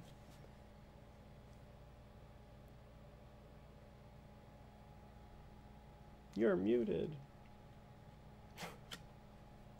Then I got a natural 20, a 19 on the die, and then that one's a zombie, so that will be a 16. Yep. You will. the 16 won't hit, but go ahead and roll your The other two will. Yeah, go ahead and roll your crit damage and your other damage. Oh, of course, I roll like crap. 6, 7. So 19 for the 2 hits together. Cool, cool. Nicely done. I actually rolled a crit in combat. Oh my god. Gonna have to call Ted. Ted! Oh my god! So, it will be his turn. Are you shocked at what he's going to do? He is going to... no. He's going to run away. He is going to run away, so we can do a million... If you'd like to. All of your zombies plus me, yeah, plus all on advantage because he is frightened. Oh, I don't. Okay, I do have enough d20s for advantage. So my dire wolf is an 18. Shadow wolf. Yeah, everything 17 or up is gonna hit. Okay, so fun fact: this is gonna hit him, and now he needs to make a DC strength check of 13. Oh yeah, to not fall on the floor. 10 piercing damage. With that 1 that I rolled, he lays down. And that wolf grabs him and just drags him to the ground. So that won't be too bad for him because he'll just get up and still do everything. But yeah, Right. It'll be a minor inconvenience for the fleeing that you're trying to make him do. Alright, so even with advantage, I only hit twice. Okay. So that's 16 damage Okay. between the two. And I'm sorry, I didn't actually listen to your damage, Alea. 16? No. 10. Okay, so 26 altogether. Yeah, why not? This is a good number. Math is boring. I'll just round up. All right, so he's gonna be dragged to the ground, immediately stand back up, then move towards the closest wall, and then we'll slip into that wall. Well, before he does my 16 to punch him? Does that happen? Because I got a point of damage to do to this guy. Oh no, you missed him. Oh, all right. This one slap Yeah. across the face. Yeah. So he will bail out. That's right. You better run. All right. Then his stone gentleman will, I guess, follow up to Octavia, and they will miss. It will be Octavia's turn. Good. My first attack is a 22 to hit. Okay. That will hit, and they do shrug off their, he shrugs off his slow. Okay. For 17 damage. Nice-oo. And then 18 to hit That does hit indeed. for 16 damage. Well done. Alright, that brings us to Z. Oh, I skipped Carrion, sorry. Carrion, you're up. I wasn't prepared. Wisdom save. Toll the dead. My god, this happens every turn, what do I do? Or every round, rather. Yeah, it fails. Okay. 15. 15. What are you with your damages? Alright, that will, now that we're going to go back into appropriate initiative order, Alea. All right. I'm gonna look back at the elemental that I had cast frost touch on and blow him a kiss. Oh no. DC 16 con. Big old failure. And yeah, again, he starts to feel the coldness of my love at 7 points of cold damage, and he has disadvantage on his next attack roll. Oh my god. Alright. Well, you're making his day sad. My dog is gonna go trotting towards where the guy went and scratch the wall. Okay. Yeah, success. Then we will move to the Zam party. Last thing I gave them was to attack Sharky McSharkerson, so they're walking into a wall like idiots. Yep, so the entire army proceeds to either bump or claw at a wall, so well done, guys. Then we bring it to our rocky compatriots. They're going to try to pull to... They can actually move around now that Octavia got closer to Alea. So the first one that has disadvantage will try to strike to you, Alea, but will fail. And then the one against you, Octavia, will try to slam against you and will fail. Big old tube. Let me bring it back to Carrion. All right, I will mentally command my mini army to attack rock guys, Okay. and then I am going to cast Toll the Dead. Okay. Yeah, that's a failure. That is 30. In a burst of rocks, you will see one of them crumble, and then the rocks will dissolve into sand before it disappears. And then the other one will curl into a boulder and roll away, going into the eastern passage. Basically the one that you guys came from. If you'd like to haphazardly swing upon it, you may. Whoop. No. No, I rolled a 3. Okay. I would imagine I'm probably not in melee range of it, so I won't. Okay. I won't either. I'll just do that slapping motion at it. Cool. So yeah, you'll hear it bumbling down one of the hallways, kind of echoing as it most likely is mashing against a wall here and there.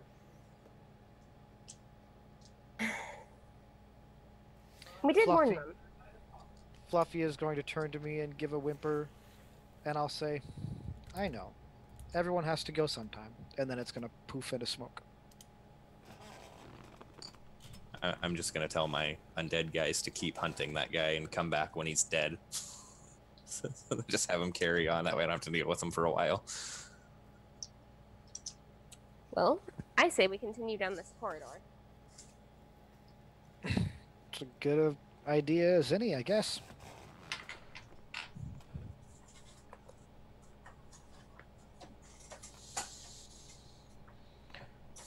Do I see anything strange at all in this corridor? Yeah. You see Carrion raising his hand. No, you don't see anything that you would describe as strange. Going into the corridor, it's quick to go into another chamber, fairly wide chamber, probably about 60 feet by 60 feet. Within here, you do find that the floor and the walls of this room are scrubbed clean. And torches barely light the expanse. A large cauldron stands in the center of the room. A small fire warms the pot and its contents. The walls are covered in beautiful carvings of snakes and humanoid creatures with seems to be coiling snakes for hair. The wall has on the west side has 3 nooks into it that contain large snake statues coiled around columns. You also see that there seems to be an open pathway on the southern wall. I wonder what these people worshipped. Given the fact that there were statues in the first room? Do I have this creature in my database? Or is that player knowledge? You can chuck me nature?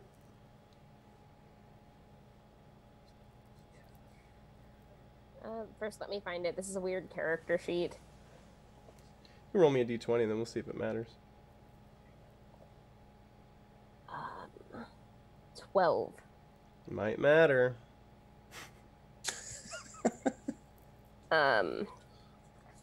Yeah, no, I've got +0 to intelligence. Nice. No skill monkeys will be played this eve. That's for sure. Nope. You definitely know Not even a little bit. You definitely know snakes. Those are pretty cool. And then at least the other form looks like some sort of mythological humanoid with some what you would describe as probably metaphor for either some cultures say for medicinal purposes and rebirth. Others would say conniving and slick. We can guess that something in here is eventually going to try to turn us into one of these statues. So maybe just be careful no matter what. You should go first. And I do. Down this southern corridor. Okay. Before we go, do you need any healing of any kind, Octavia? I don't think Octavia's been hit. I was She by has. zombies. Oh, Not that's mine. right. I'm actually pretty okay though. Okay. Like I've still got ye old 87 hit points left, so Nice. It's almost twice as much as I have normally. Okay. Yeah, down the southern corridor it is. Yep, so you'll press that way, and it is appears to be a set of stone stairs that lead down. Well, it's not going 100 feet in depth. The hallway is about 100 feet long. It comes to a landing at the bottom and a set of double doors ahead of you. Got it. Alright. Huh. Unless somebody has a good reason why I shouldn't, I'm just gonna throw those open. I was gonna say my shields for doing that kind of stuff I sent hunting a rock, so Nice. Fear is not in my processors. Let's go. All right. I like that. So you'll open up into a fairly large room, 50 feet west to east and about 90 feet north to south. You will see that directly to your right on the western wall in the northern corner, there appears to be a set of staircase going further down. But inside the room proper, you do see that the entire room is carved with snake and more of these humanoid with snakes coming out of their head images. There's an intricately designed serpent-legged altar that sets against the west wall. Around here you can see that they're all manner of very rare-looking urns set up against the walls themselves. all these snake depictions make me hungry. What don't you eat? What don't you Robots. eat? I don't eat Warforged. Ah. I figured since the disembodied voice probably shouldn't be speaking, I'll ask. All right. Well, these stairs then. Okay, so just going right to the stairs? Oh, hold on, there's urns on there? I mean, you can do whatever you want. I'll grab a patch of wall and wait for her. Just looking. Okay. Yeah, do I see anything weird about those urns? Yeah, looking into the urns, you see that they're filled with incense and looks like maybe different pieces of wood that are placed into these. If you hit him with a master sword, they're full of rubies. I'm gonna grab a piece of wood and just put it in my pouch. Okay. It smells nice as you're pulling it out. You can catch a whiff of it and, like, and you put it in your pocket. It'll be a nice little memento. There you go. Okay. You guys are moving on, I imagine? Yes, sir. Okay. So you'll continue down. It'll go about 20 feet. Staircase will go down 20 feet hallway. It'll turn, heading north now as you go down further. That will continue for about 50 feet. You will then turn east, and it will continue going down, and that will go for about 60 feet. And then you will turn again to the south for about 10 feet and find a door. After we went this far, we should just go back the other way. Yeah. No. Wait, well, Shadowhound's back. again, Right. fear is not Hello. within my programming, so I opened the door. Okay. Entering into this chamber, it is 50 feet north to south, 70 feet west to east. You see that there is a continued hallway on the opposite side, on the southern wall. Within the chamber itself, though, there's an assortment of stone chairs and tables along the walls, a large round bookcase in the center of the room. I would like to go to the bookcase and look. You have successfully found the bookcase. You have walked up to it, and thumbing through and looking at the spines, you do find one book in particular interest to you as you quickly move through the pages with your feathery hands. You look at the title of it, and it says The Cognitionum of Serpontis. Interesting. I will take it and sit down at the table and begin reading. Okay. So with this book, it looks like if you spend time studying it, known as attuning, you, while it is in your possession and you are attuned to it, during any knowledge check involving scaled creatures, you would gain advantage. Nice. It's like, does anybody have any use for this, or do you mind? Oh, please take it.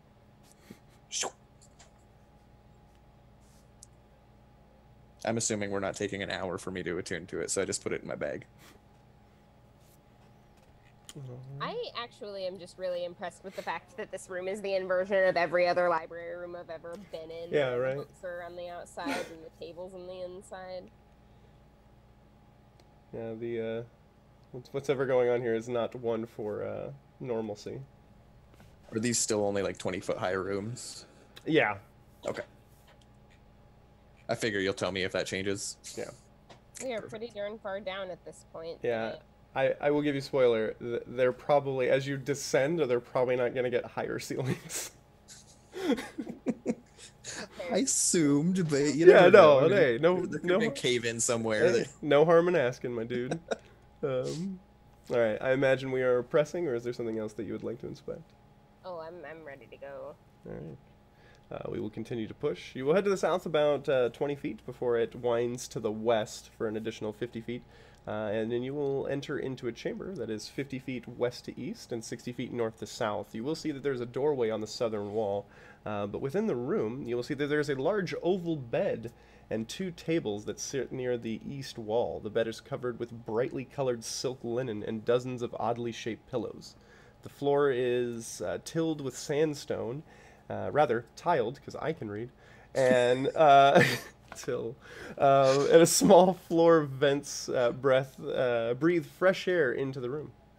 On the eastern wall, there's a small salamander-shaped fountain that trickles with fresh water. It appears we have found someone's living residence. Looks pretty cozy. I'm not one for living underground, but the breeze is nice. I'm a little thirsty. I'm gonna have some of this water. Okay. As you drink into it, your true sight doesn't give anything sense from it, but you do get some fresh water. It's nice. It's hydrating. It's refreshing. It's really cool. You guys should have some. Rust, dear. I go for the door. Okay. I'll grab a drink before we leave. Okay. I'm gonna grab one of those pillows. I'm parched. You quite literally wet your beak before leaving the chambers. So you'll move to the south, and there, opening the door, you will find a hallway, and with it will be a staircase that immediately juts to the east. And looking at this, you see that you can only see about 30 feet ahead of you because of how deep this staircase continues to go. I imagine nothing's stopping you from continuing down. Nope. Let's go. I'm following a few paces behind because I stuck around long enough to grab one of those oddly shaped pillows. Nice. But Well I will done. have It's you know, soft. you've got me drawing this map as we go so I don't get lost. It's winding, but you'll be happy to know that this. Oh, go ahead. I'm sorry, Karen. I was just gonna say, about how long has it been since we had that battle? A bit. If you're worried about you would have had your initial ritual before the first bout began, if that's what you were worried about. No, I was just curious about my zombies. If it's been like 15-20 minutes, I was gonna have my familiar go retrieve them. Oh yeah, that's totally fine. Yeah. Okay. It's taking you some time. You looked at the book, so yeah, they can. Yeah, you find them and they come shambling back. I assume they didn't find anything because they're stupid. Yeah, they did everything they could, but they come back. Nothing, my lord. Couldn't find a way to open the door. Well, I didn't tell them to open doors. I just told them to follow. They're just trying to open that stone door. Yeah, they've just been bashing against the wall. It didn't work, my lord. So you will continue down this staircase. By the end of it, you will find that as it goes down in 20-foot increments, this whole hallway was likely 120 feet as you were going down these steps, even further into the cold, dank cavern, or rather hallway, into a cold, dank cavern, where you find a wide open earthen cavern. This one actually has a little bit higher. It's about 30 feet in there because of the earthwork nature of it. So in here, you do find that there is a wide pooled area in the center of this massive chamber. This chamber is it is earthen, so it's not exact numbers, but you're looking at its widest portions, that it's looking 100 feet north to south and 150 feet west to east. There is again, like I said, a watery pooled area with a subterranean river flowing to the north side as you come in through the southern portion of this chamber. As you enter into here, your torchlight bathing into the earthen chamber, you see small forms kind of peek out between some of the stalagmites here. They have small, brown, conical-nosed faces. And you can see that the back portion of them, as they move out a little bit quizzically, their backs are almost completely filled with brown quills. You'd almost describe them as either echidna or hedgehog people. I'm going to step forward and slowly and gently pull a glass bottle or out of my pack, and it's just filled with a strange colored liquid. And I'm gonna move kind of close to them, or towards them, holding it out, and then just kind of set it on the ground a few feet, or as close as I can get without them running off, and then step back. Yeah, as they peek out and you approach, a few of them raise spears tentatively, trying to defend where they're at, but they don't get any closer to you. As you lay it down and step back, they look at it and then back to all of you in a defensive stance. A quick count for you, Octavia. There's probably about 21 of them. They look to you and seemingly not understanding. One of them in the back kind of raises its hand over, and another one elbows it, and they go back to a defensive stance. I'll pull out another close-looking jar and pull the top off and take a drink out of it, and then gesture towards them. One of them will poke it with a spear. You hear a tink, tink, tink, tink. I will say it'll take me 10 minutes, but I could make it so that I can understand them if you think it prudent. Fine.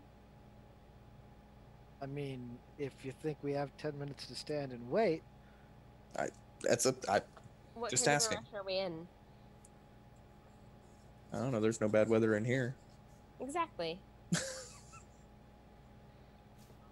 So is it you're planning to cast comprehend languages, I imagine?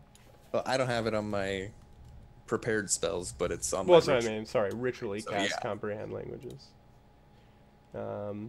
Unless they start taking off, and then I'll abandon it halfway through and we can leave. It's fine. But So keep in mind, if you do that, you will understand them, but they might not understand you. oh, okay then. I'm not worried about it then. Yeah, because it doesn't give you the ability to speak, only to understand.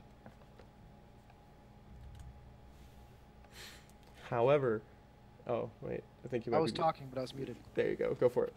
I was gonna say to them, drink. You drink. All right. You'll see one of them gets the bravery inside of him. One of them kind of like reaches for him to stop him, but he goes over. He takes it in both hands and goes. It is a sort of bubbly, sweet, nectar-like drink, something that I've invented myself. It Mountain Dew. tastes much like a soda. All right. He'll drink. And then you see them kind of coming over and trying to take it from one another. And Speak now. they start drinking. That's so darling. And then you'll see one with a spear, with a bit of an agitated face coming towards you all and going, I hold my hands up and like as if in surrender, but I'm still smiling because this thing is adorable.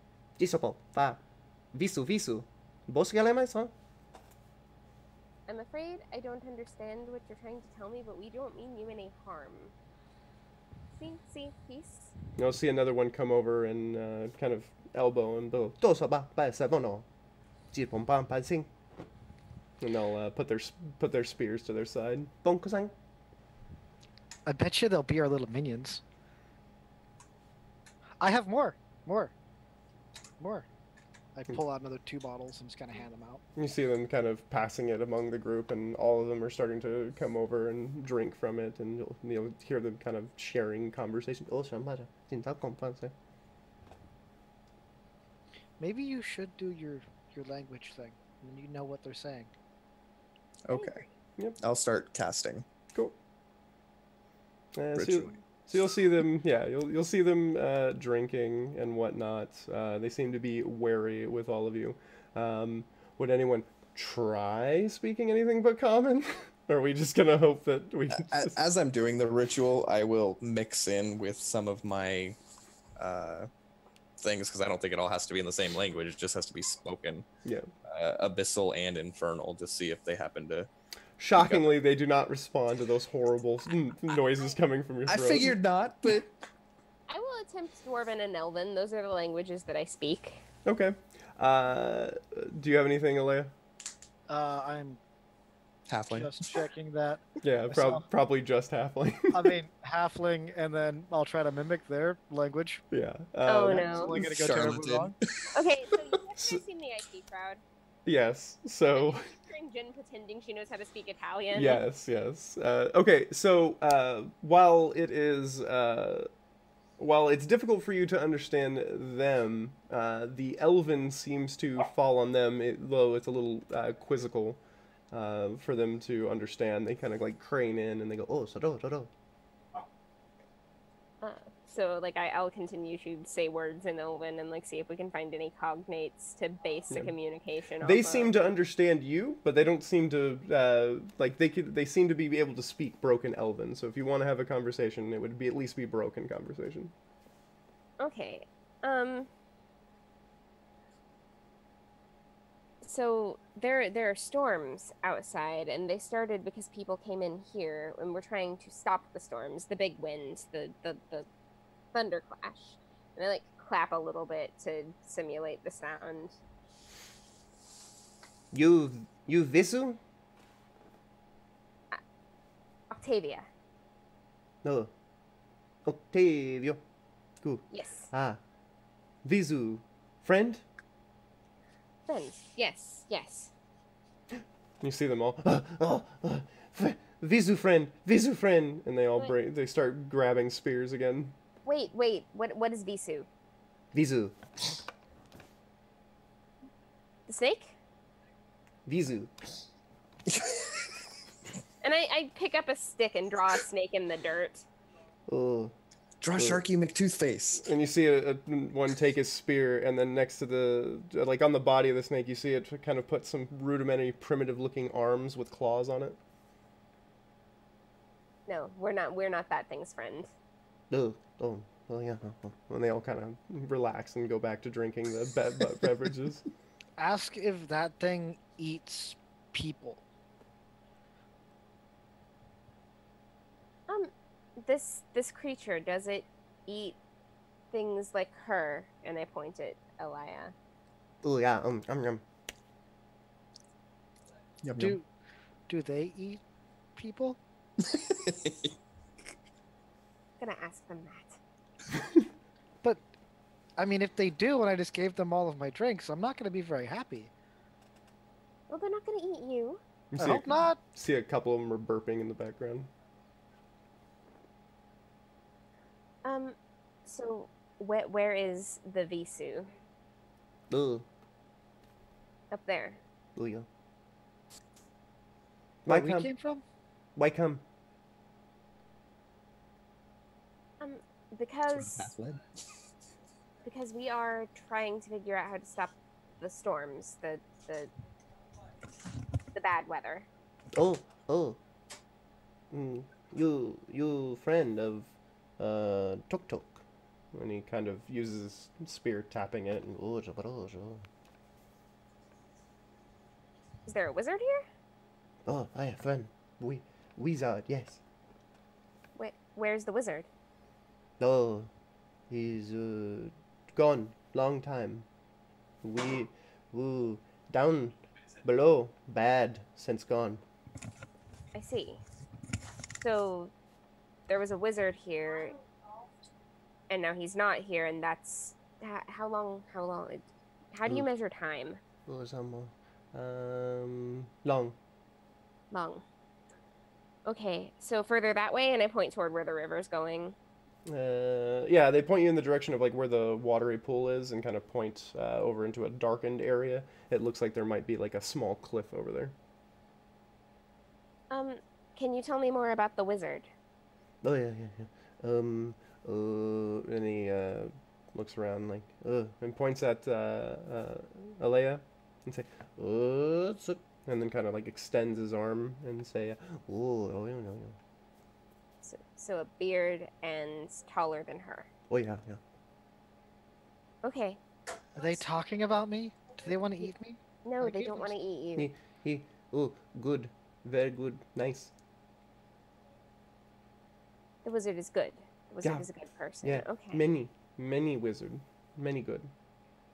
Oh, there's more than one wizard? Yes. Nice. Help. Feed. Nice. Okay. Gone. Visu here. Visu bad. Oh, did the Visu cause the wizards to leave? No. Visu late. Wizard many time.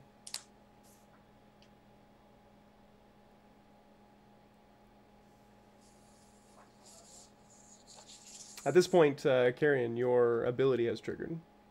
Okay. And you say, you can understand them more plainly, but you'll have to go through Octavia for this. Right.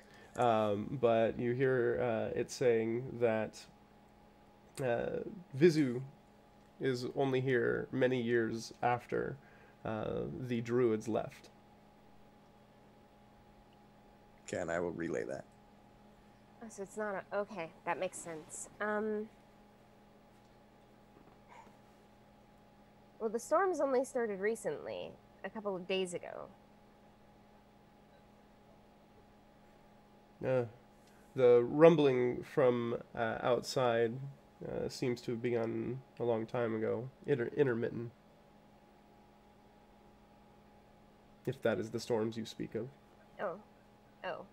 So wait, how long is a long time ago? Years since. Not long since. Not long before Visu came. How many flights of stairs did we go down? And quite a few. I think it was like a total like 3. 3 or yeah. Yeah. Would they feel rumbling from outside down here? Or would that be more earth-related trembles? So, obviously, if you pass that to Octavia and Octavia mentions that, you would hear, you would understand them saying, rumbles come from below. Okay. So I will relay that also. Well, then So, I guess I need to stuff go from further below. down. Yes, let's continue on into the rumbling depths that scare me so bad. Okay. We will return. Oh, But we need to check this out. all right. Can they like make sure nothing follows us and kills us? If the request is made, if that's what Octavia wants to do, you go with that? Yeah. Okay. What are they going to do I'll try about to- Toothy McToothface? Karen, you'd hear them and they'll say, we will keep an eye out and we will give you a signal if Visu comes. Thank you. Maybe you should do your communicate ritual again with one of them and they can tell us. If we have time. Takes 10 minutes, but yeah, I could do that. We have time. I'll watch the door. Okay. So yeah, So- you'll break it on comprehend languages and begin with this new ritual. As it with this last ritual cast, that's gonna put us at like half an hour since we entered this place. Probably overall with milling through books and crates and whatnot, probably 40 to 50 minutes. Okay. Getting near the end of my true sight. Yeah. All right, but that will trigger, and you will have a connection to the one who's been speaking with you. Excellent. All right. So, I imagine you head over to the western portion. Over here, you will see that it looks to be churned earth on this side. And over here, you will see that you'll have to actually like kind of climb down just a little bit, but it's only about a 5-foot slope into here. There's some rock outcroppings, but behind them, you see that there is a tunnel heading down. Okay. We go. Pressing it down into there, You will travel about 60 feet deeper into the earth when eventually you will come into a mostly... the chamber is only about 30 feet west to east, but 40 feet north to south. In this chamber, half of it is covered in a very shallow pool of water that travels up into a northern tunnel. Well, not up, like northern. Well, it slopes down just a bit. Over on the southern wall, as you're coming in from the east, you can see that there is large rocks that are either a collapse or piled on the southern wall. For you, Octavia, you can hear and see the trickling of water in between these rocks, leading to the flow into here.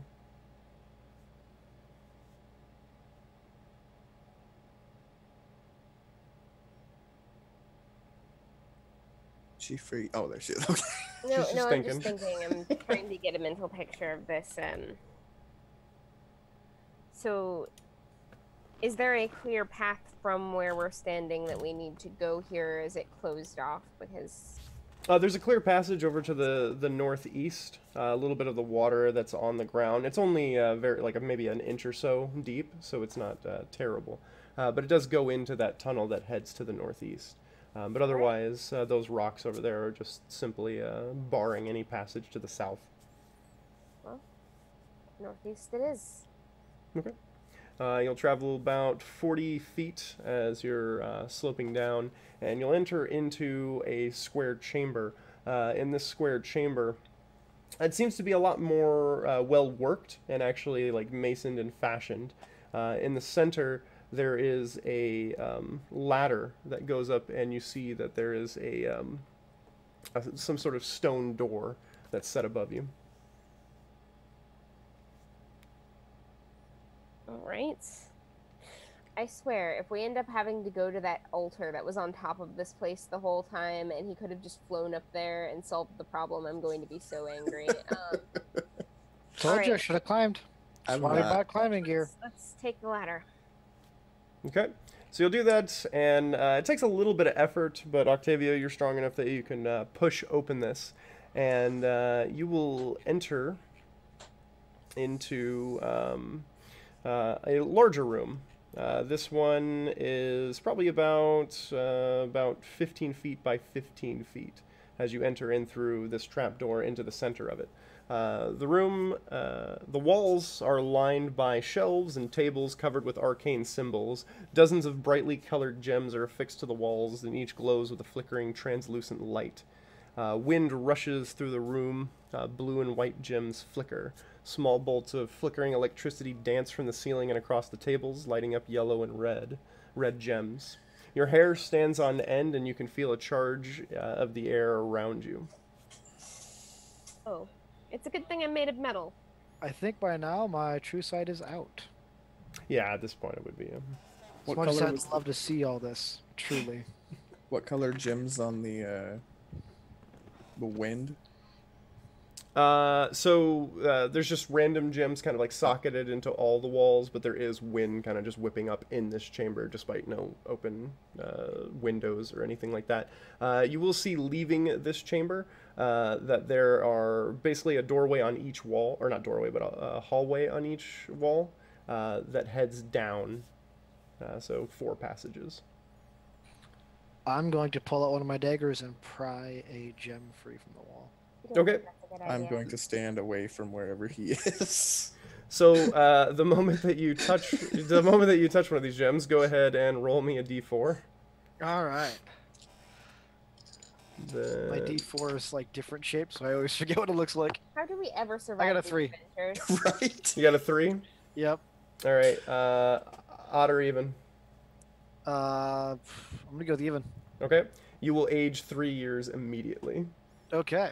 And then, as that does, you will see that the winds will start spinning much faster as a violent hail and rainstorm begins to erupt. Everyone will... Oh no, do I have any d10s? There's one.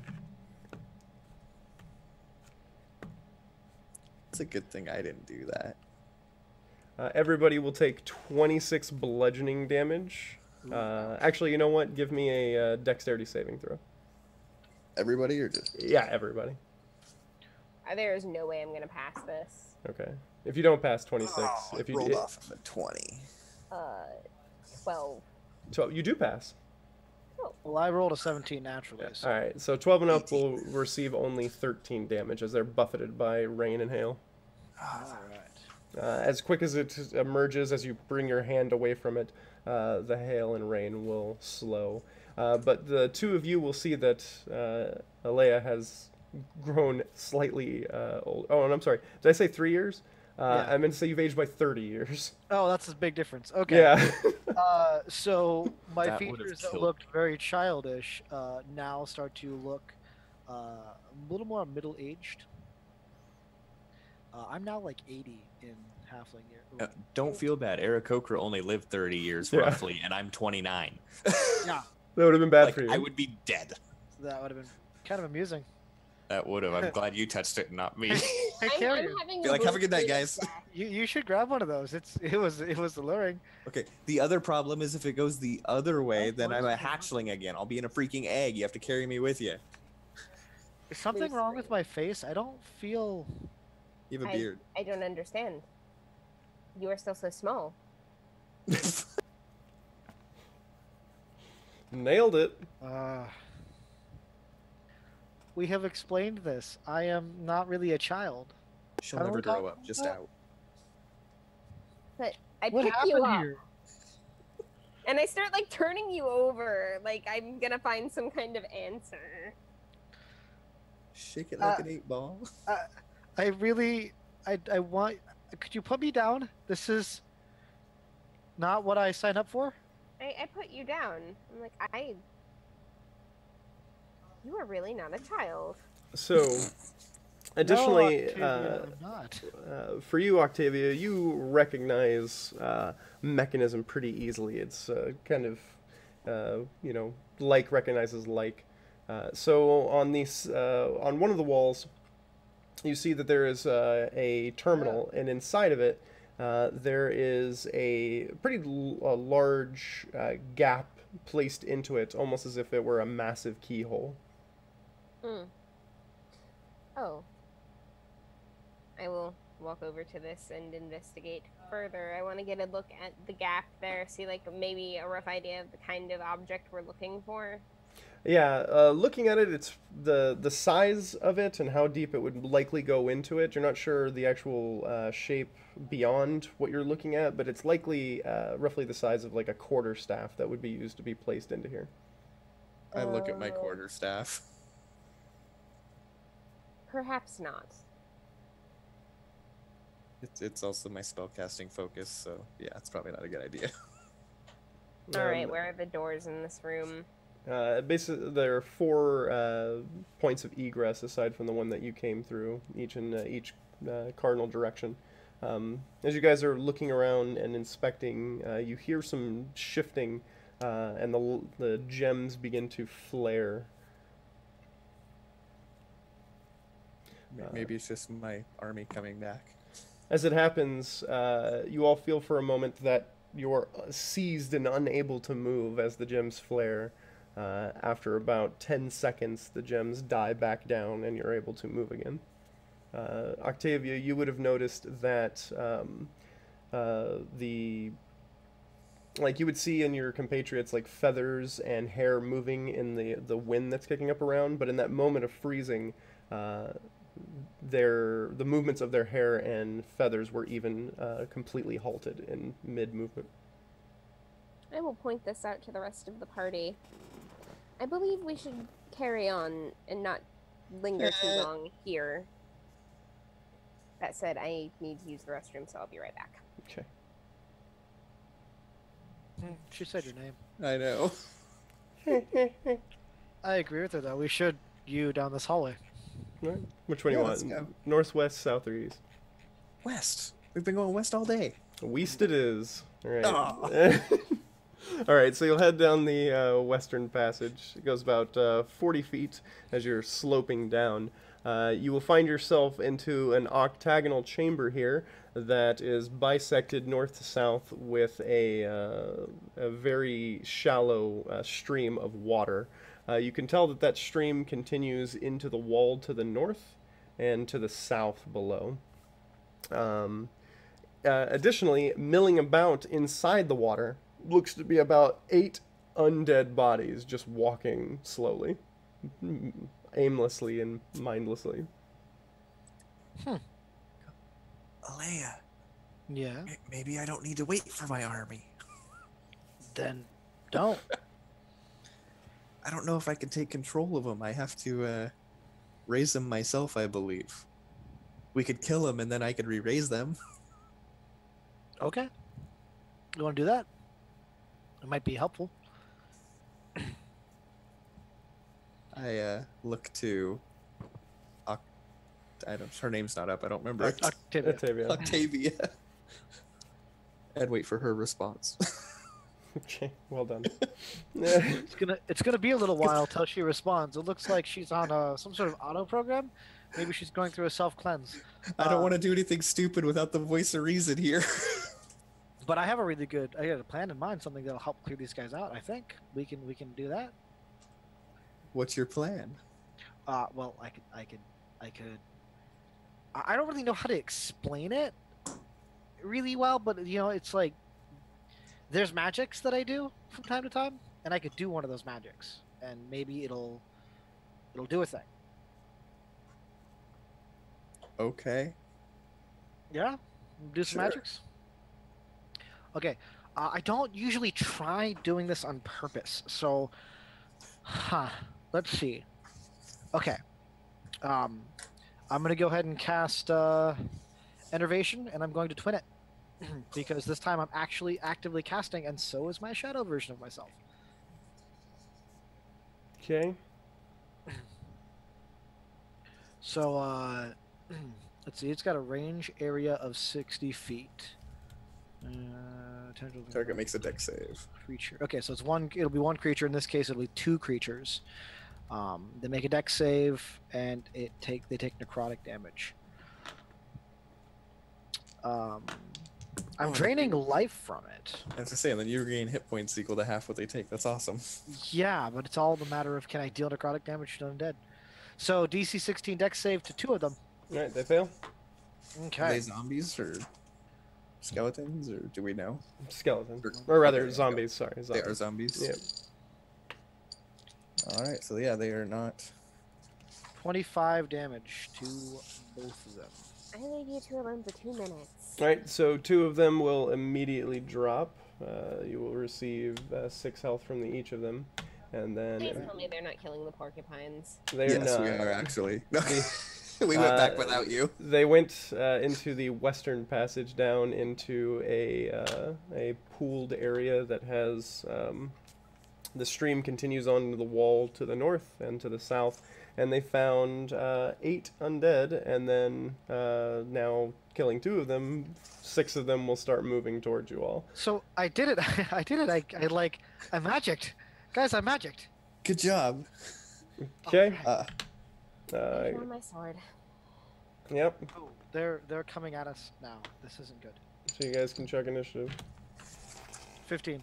I do not have any freaking AoE spells. 22. 23. I need to go bring my dogs in because now they're barking at everybody. Hold on. You said you did 2, Octavia? Yeah, she had 22. Yes. 22? All right. Then you got mine, right? Yeah, 15. And then you said something like ridiculous, like 24, Karen? 23. Yeah, that's close enough. All right. So for you, Karen, you're up. I should have taken something that was AoE.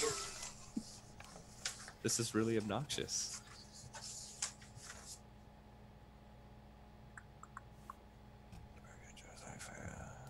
Actually, I will walk towards them to where I can get as many around me as I can. Okay.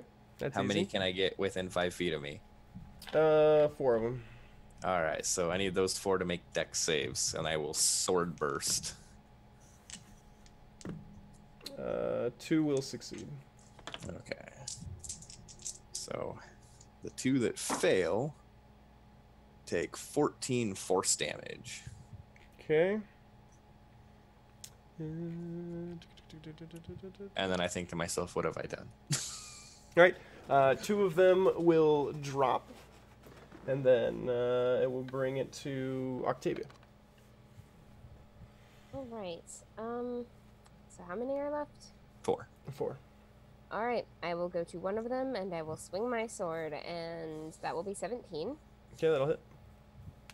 for 18 damage. Hey, Yep. I actually rolled max damage on both dice this time. Nice. You will drop 1. And then my...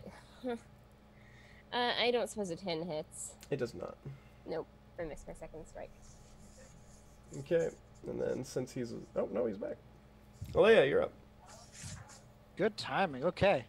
Well, super stoked about my new magicking powers. I'm gonna There are 2 foes remaining. look at one of the 2 foes and go, I'm gonna get that one right there, and then I'm going to, without even thinking about it, just this blade of black inky shadow appears in my hand, and then I go charging toward it. I'm going to make an actual attack roll. Okay. I don't do that if I can help it. I might be re-rolling an actual attack roll. Natural 1? Because that's a 13. No. Then do you have some ability that gives you a reroll? Yes, I have lucky. Ah, you're one of those. So I'm gonna lucky that if it misses. Uh, That's gonna miss too. I'm about to say 13 does not miss, so Oh, okay. Well, that hits. And I don't even think I do. Oh man, come on! Just had the spell. There it is. So that would be 9 damage. okay.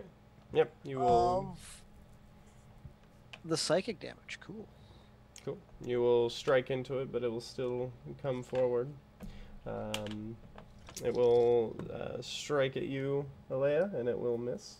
However, you will hear some undead familiar moaning coming from both passages. No. We might have done something bad, guys. I told you we should have waited for the voice for a reason. She was computing. Uh, I mean, you gotta make decisions. I'll be back to carrying. Maybe we should go back and close the door. Is it just the one by me still? Yes. Okay. I will hold my action until it's dead, and then... Actually, no. Because I can't do both at the same time. So I will, on 4 of the ones that are on the ground, I'll cast Raise Dead and see if I can revive them to be mine. I don't know if it works or not, but I'll give it a shot. Yeah. I mean, is that an action for casting?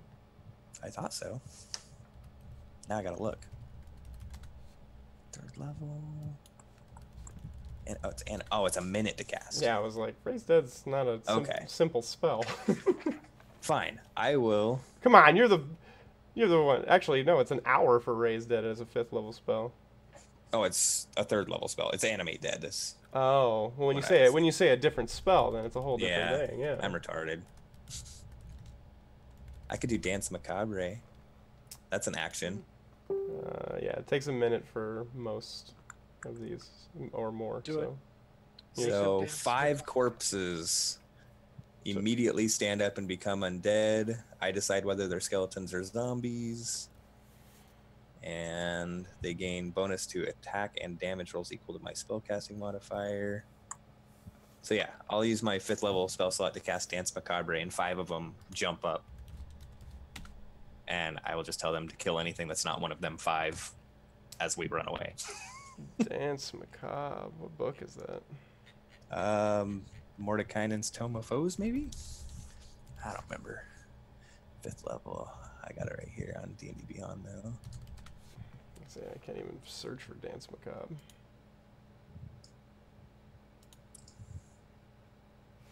It was in Xanathar's Guide to Everything. Whatever. What does it do?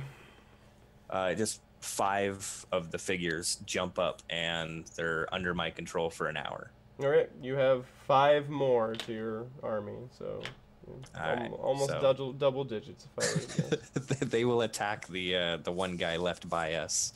Okay, and they dispatch him. Yeah, this is perfect. And I'll tell them to guard there against anything else while we run off. And so for an hour, they'll stand guard and attack anything else that comes. Okay. All right. Did you clarify, not us? Yes.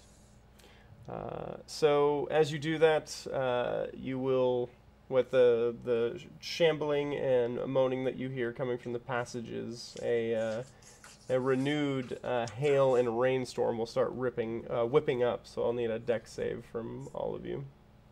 Fantastic. I did good on the last one, which means I'm totally screwed on this one. 17.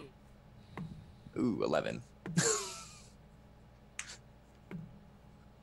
All right, 21 damage to everyone except for Alea, which will take 10. Damn right I will. Remember, you guys have inspiration too. Just saying. Now that I have a significant amount of damage taken, I can actually use some of my better spells, so it's okay. All right. So what's the plan? A hallway that doesn't have undead, I'm assuming. It was your plan to go west, you know? Well, it's because I was following Octavia's plan of westest is bestest. Yeah, that's what I would have picked first, honestly, as well. Yeah, but north now. Okay, so you'll head back into it, back into the center chamber. As you start climbing back up the stairs to get to that center chamber, you will find yourself almost like compelled walking backwards, and then you'll be able to, as you're kind of stunned from what just happened, can go back walking up the stairs.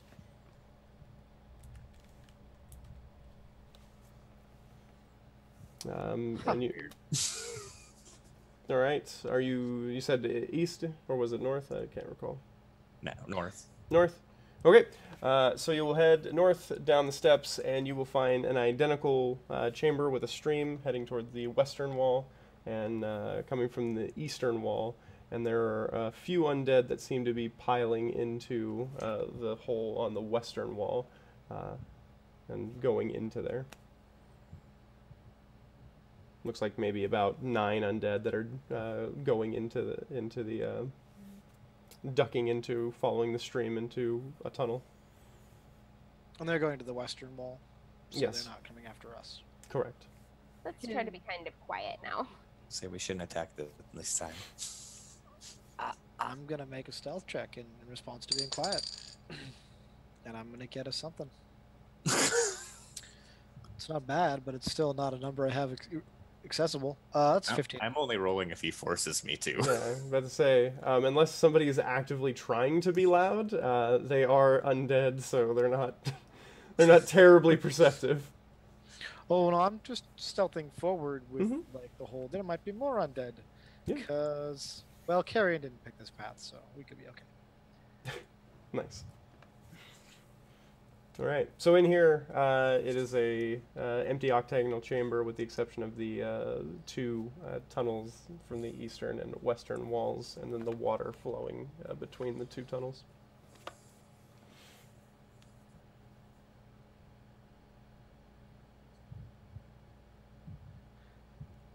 Octavia, I think we're gonna follow you, because last time we didn't, bad things happened.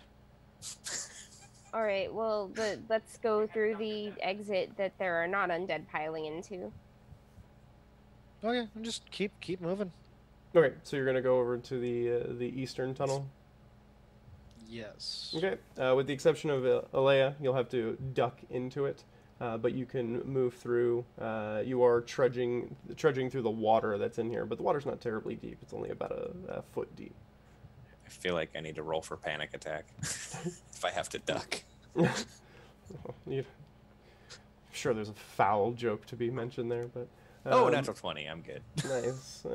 So yeah, you'll push through this tunneled waterway, and it curves to the east until you find a chamber almost identical to the previous 2 that you've seen, octagonal, a tunnel ahead of you, and you see that there is a pathway heading west on the western wall. In the center of this chamber, there looks to be about 13 undead just milling about aimlessly. Why are there so many undead?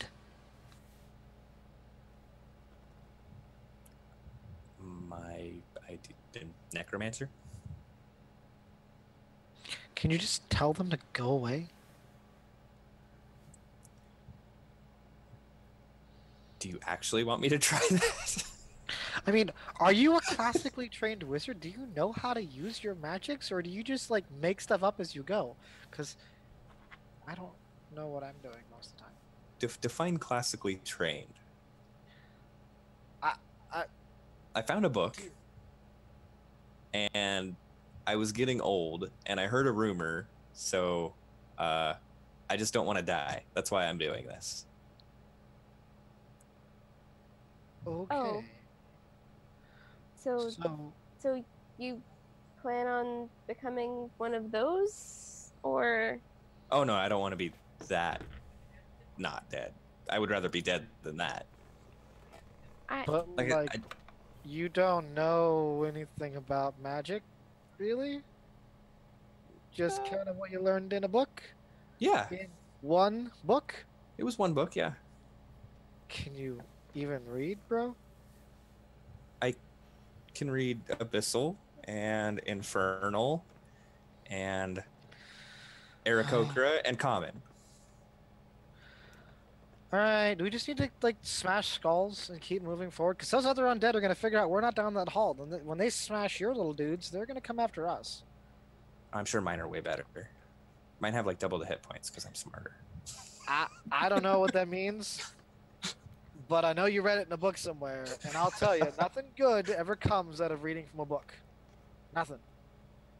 And I'll pull out the snake one that I got. I was like, well, this one seemed really interesting. I'm going to read it too. So now I'll have 2 books. I'm gonna smack it out of your hands and just no. What? All right. What's at the end of this hallway? More undead. Oh, well then let's go back and try the other door. Haven't we gone through all of them now? No, there's 2 more directions, Okay. right? So east this time. We're gonna keep finding undead or something. I mean, we can't just avoid these things all day long. We gotta kill But we're someone. gonna try.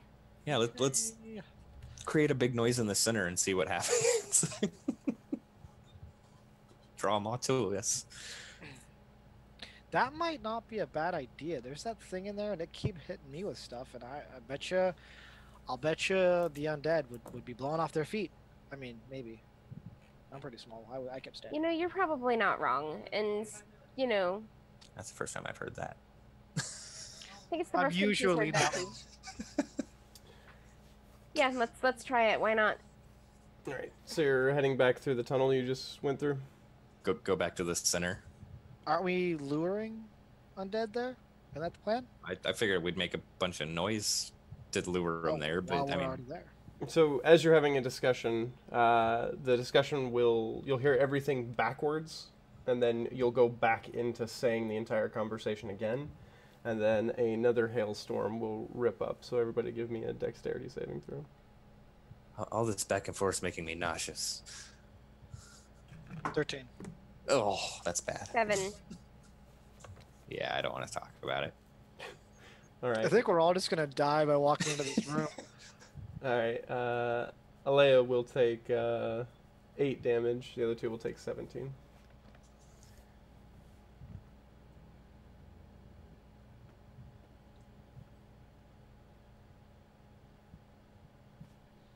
All right, guys. I look very, very, very not happy with my current state of not being aliveness. Now it's just time to be really loud, okay? Do I need to revivify you? Oh no, I'm not that bad. I have 3 units of well-being left. Oh god, I have lay on hands. Let's. Hold on, I might have something. Oh no, yeah. I'm gonna dig through my supplies looking for pots and pans and things that make clattery sounds. You find them. All right, I'm ready to make noise. I go, or I could do this, and I will cast,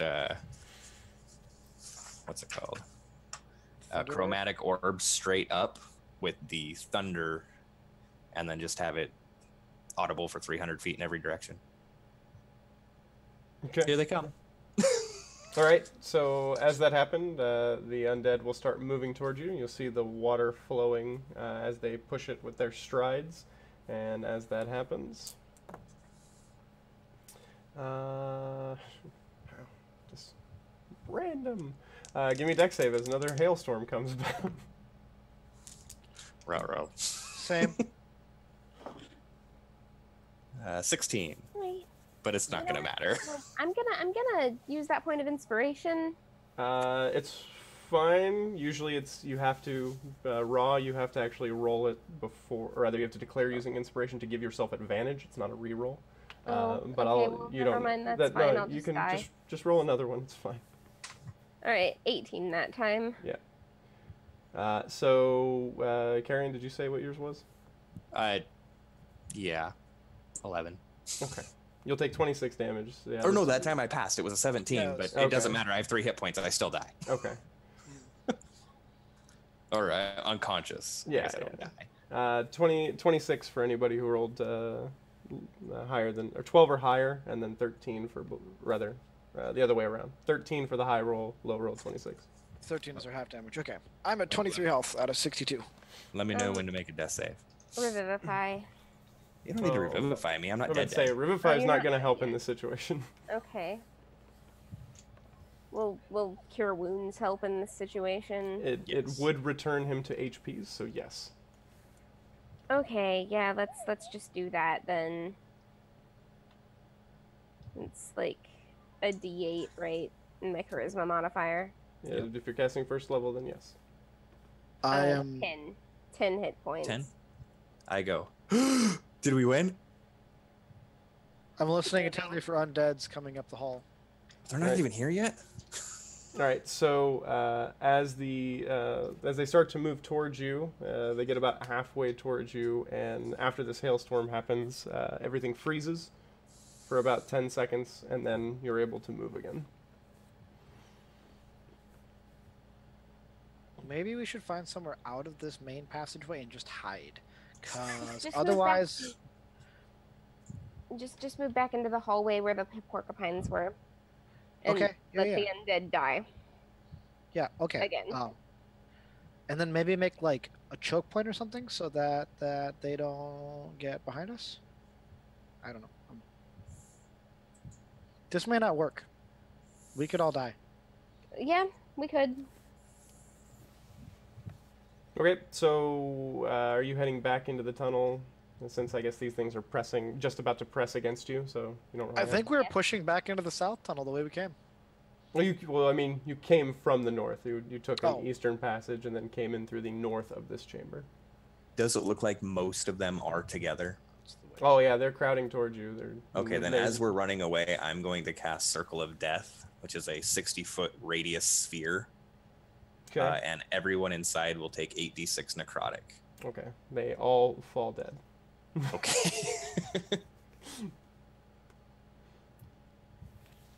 All right. So you guys are retreating back into the north, or heading through this passage, curling to the west and popping up the eastern portion of this passage. You'll once again be in an octagonal chamber that's bisected by water. You'll see that the pathway that you came in from the staircase is to the south.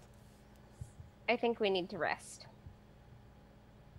Yeah, probably. I mean, do we kill all the undead? Are we in a good place? Are we safe? You do hear moaning and shuffling echoing from basically every tunnel. We've not We killed. killed a lot of them.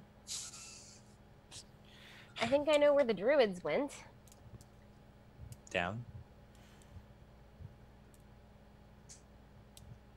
All right, so as the water is shifting, as the flow is shifting underneath you, but under past your legs and whatnot, that one.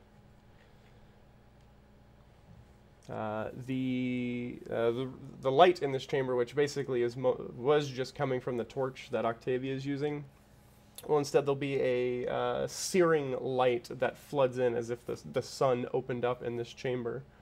And the temperature in this room immediately rises to a sweltering heat. Like melt my feathers heat, or not that bad? I mean, it is extraordinarily uncomfortable, and actually, basically, yeah, it's so bright that give me a dex save, all of you. 19. Okay. 14. 15. Okay, all of you will take 3 damage as you're as the light appears and then dissipates. You're like immediately singed as if sunburnt. I say we go running back to those porcupines and see if they'll protect us while we sleep. Cause this I hurts. agree. This hallway is death. We shouldn't be here. Hopefully they don't eat us. Okay, so you'll head up the stairs back into that chamber with all the gems on it. That panel that has the opening sitting over there. I thought we were going back to the porcupines already. Well, I mean, you had to backtrack. Would you like me to describe it again? Are we?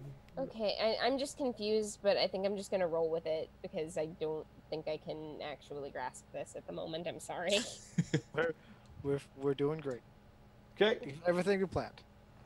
Okay, so if you want to, you can go into the trapdoor that you climbed in through so that you can head back that direction. Yes, that. Okay. That one. Right, so you'll climb down the ladder, walk through the passage, and then go into the previous cavern, up the stairs, and then up the small little cliff to find the denizens within here. That was a bad idea. Going down that hallway was a bad idea. We should not have done that. You were right. I was wrong. I apologize.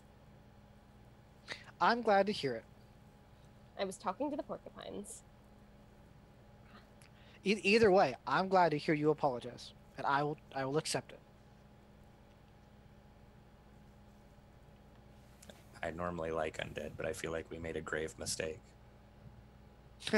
You made a joke.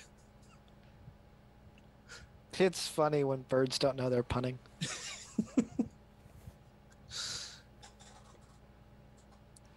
Let's talk to the pines and just see if we can get some rest.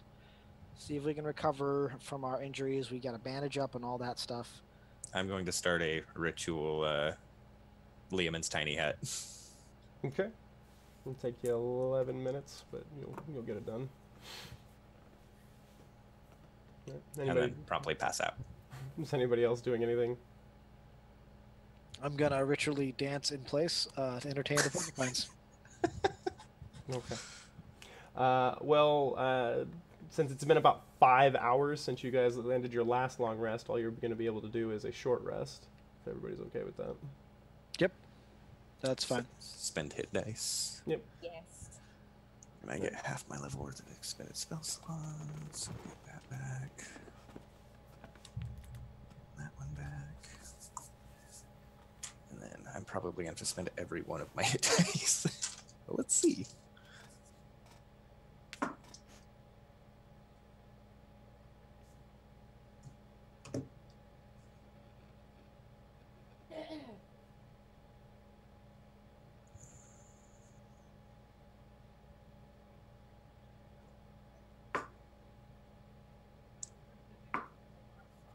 Be nice if I could roll more than a 2.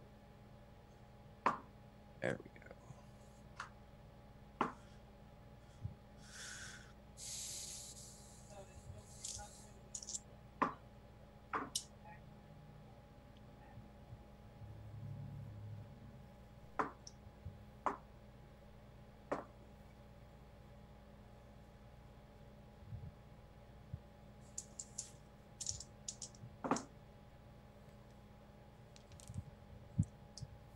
Almost at full. So the windy room is on top of the ladder, and then there are doors on each side of that room, and that is where the undead things were, and the southern door is the one that burned us to a crisp. No. So the part that you're missing is that you guys were not, at least I was not hearing that you guys were going back into the center chamber. I was hearing that you were using the tunnels that are in the octagonal chambers. Since you said that you were ducking into the tunnels where the water is streaming, you weren't actually going back. You were taking these tunnels into other octagonal chambers. Oh, okay. Well, all right. That was my fault for not being clear enough. My bad. That's where theater of the mind will get you. Yeah, I do think overall, I mean, I wasn't paying such close attention that I knew exactly how that was structured, but I think overall, the mental map as opposed to a physical map do not always relay the same information. Yeah, I thought we were running in and out too, but it's all good. Short rest is concluded as you guys roll anything, get all your bonuses appropriate, and the tiny hut will fall away. What did you want to do? I'll miss you, tiny hut. I can bring it back later.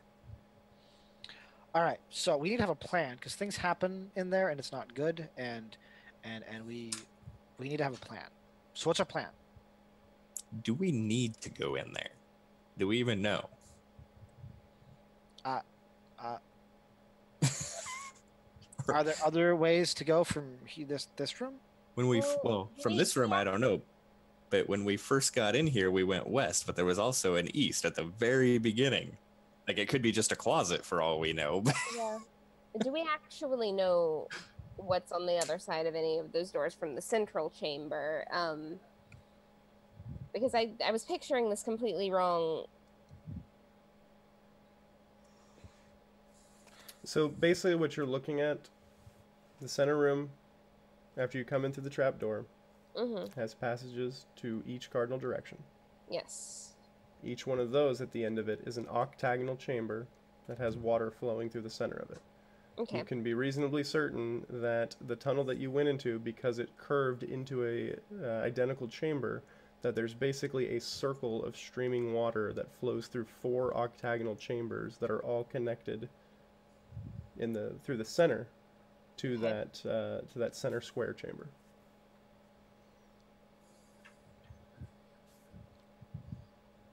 Sorry, someone in the chat thought there was a spider on me, but there is not. I think they said it was on the wall. Yeah, it was on the wall. All right. So, I know I want to go lower.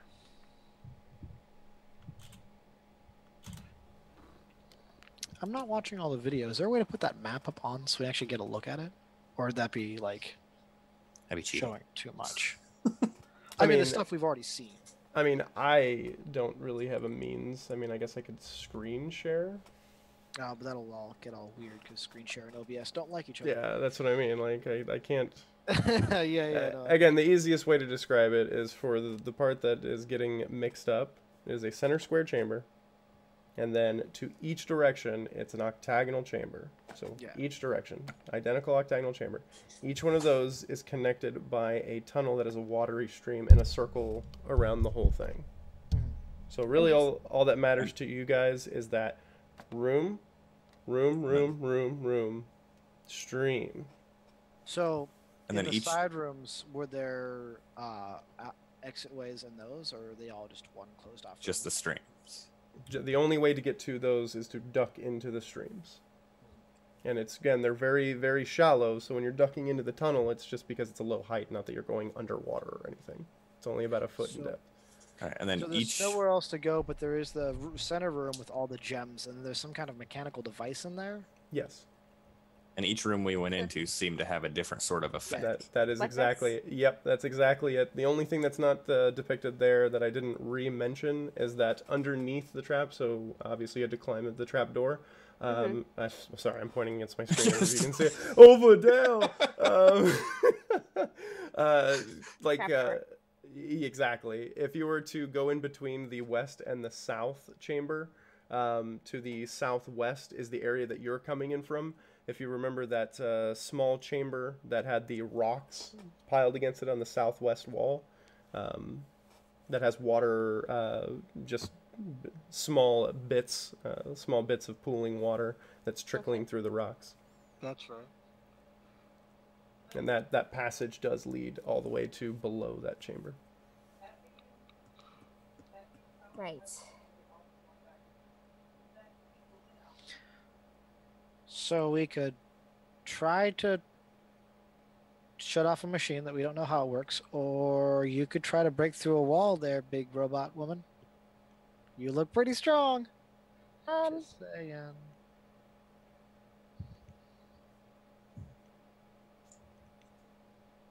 I really feel like there's a puzzle to this, and if we can find the key for the mechanism, this will be much easier and not kill us while we're trying to figure it out. I'm just gonna shove my staff in the hole that looks like a staff-sized keyhole. Oh God. I don't have any better idea. Or When we get there, we're not there yet. Come up with a better idea on the way. yes.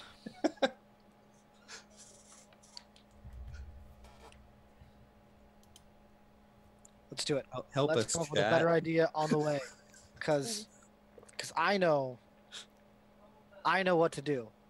I always know what to do. Do you have mage hand? Sometimes there's a could put my shadowy hand that follows me around and it likes to try to pick my nose.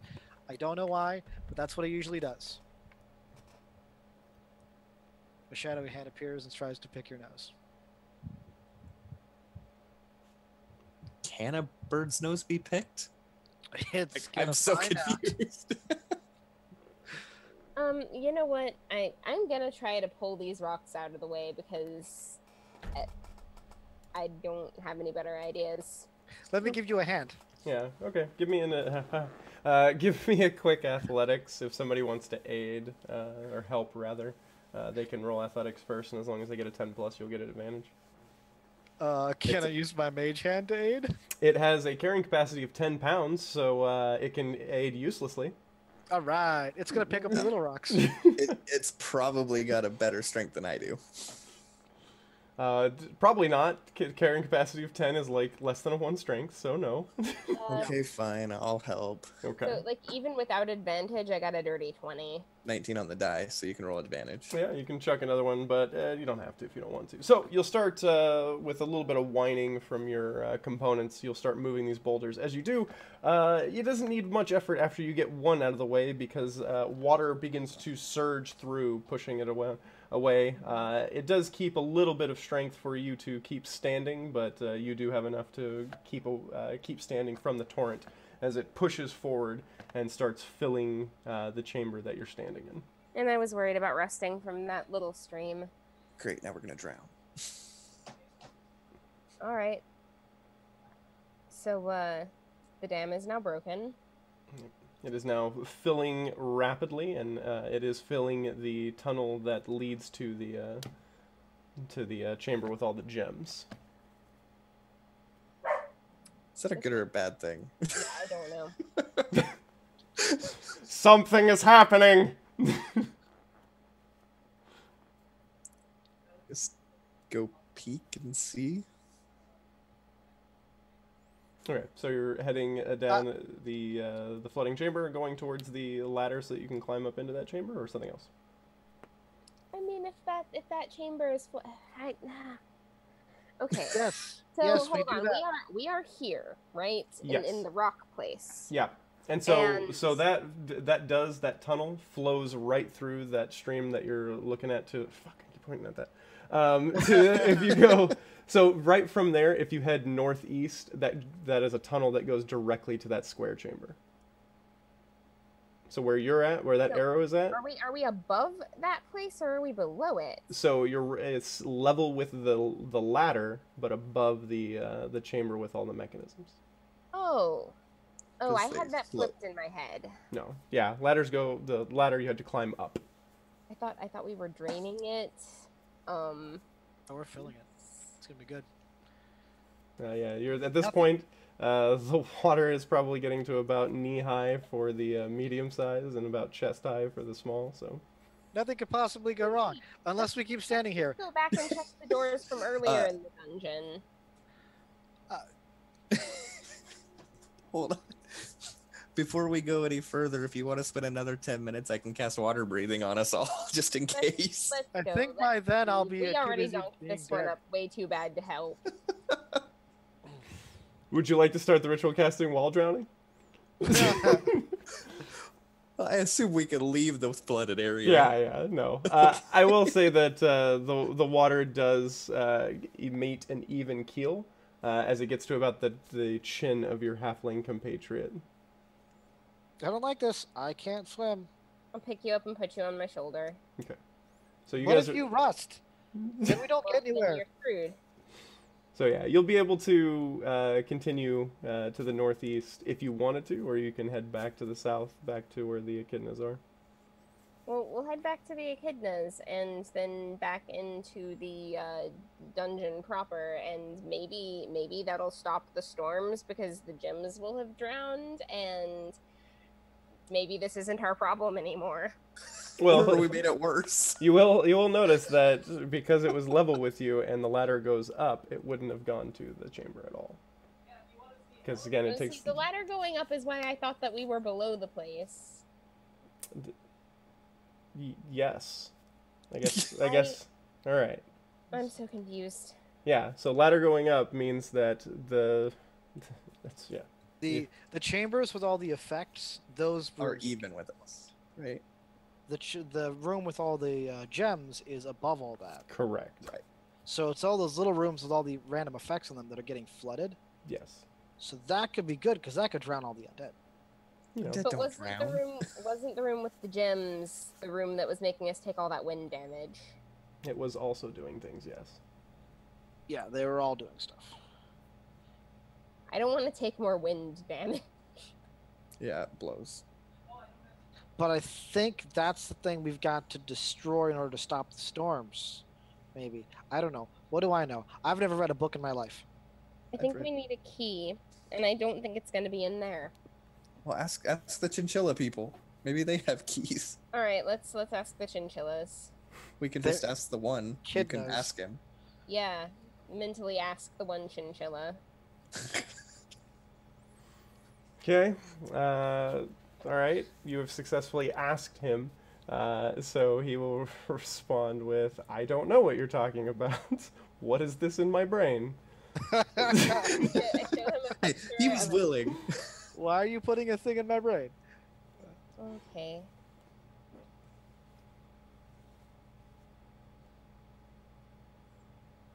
Would you like a hint? Is that what we need now? I have a really think 20 we've gotten to intelligence about that point. as a character, but like a 6 intelligence as a human. Okay, but you do have a 20 intelligence? Yes, I do. Okay. Your mind is brought back to the shrine that you saw atop on the very top. atop the bluff. Sons of Megans.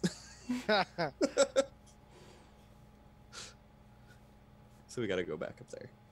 All right, back through the whole dungeon. Let's go. All right. So you'll head up there. Bet you nothing bad's gonna happen. So yeah, you'll be able to. It'll take you probably about 30 minutes, but you'll be able to climb your way all the way through and kind of skulk down the hallways and make it outside once again. Hey, sunlight feels nice. There. I spread my wings and take off. Not far from them, but I must fly after so far underground. Got it. Okay. So you'll get there, and looking at what you saw before, probably now closer, I imagine. Me? Yeah. Yeah, sure. You're the one flying. I'll go land up there. Okay. Looking at it, you find an odd-looking stone carving with interlocking segments. Looking at it, the stones appear to be a lot more preserved than they should be compared to everything else that seems to have just like the age of just time passing. And looking at it, your mind puts together that this seems to be some sort of like stone clockwork mechanism. In the center of it, you see a golden ring of what looks to be the ring of a key, and the body The whole thing about the size of a quarterstaff, that's how thick it is. The body's stuck in the center of this stone mechanism. I will take my staff and tentatively touch it as far away from me as I can to see if it reacts in any way. It does not. You also see that there are some symbols that are carved into the stone around the face of it, near where the metal like key is at. Do they seem to correspond to anything that I can tell? I imagine you. Yeah, I already know your languages. Looking at it, you can see what might be. You know what? Give me an intelligence check.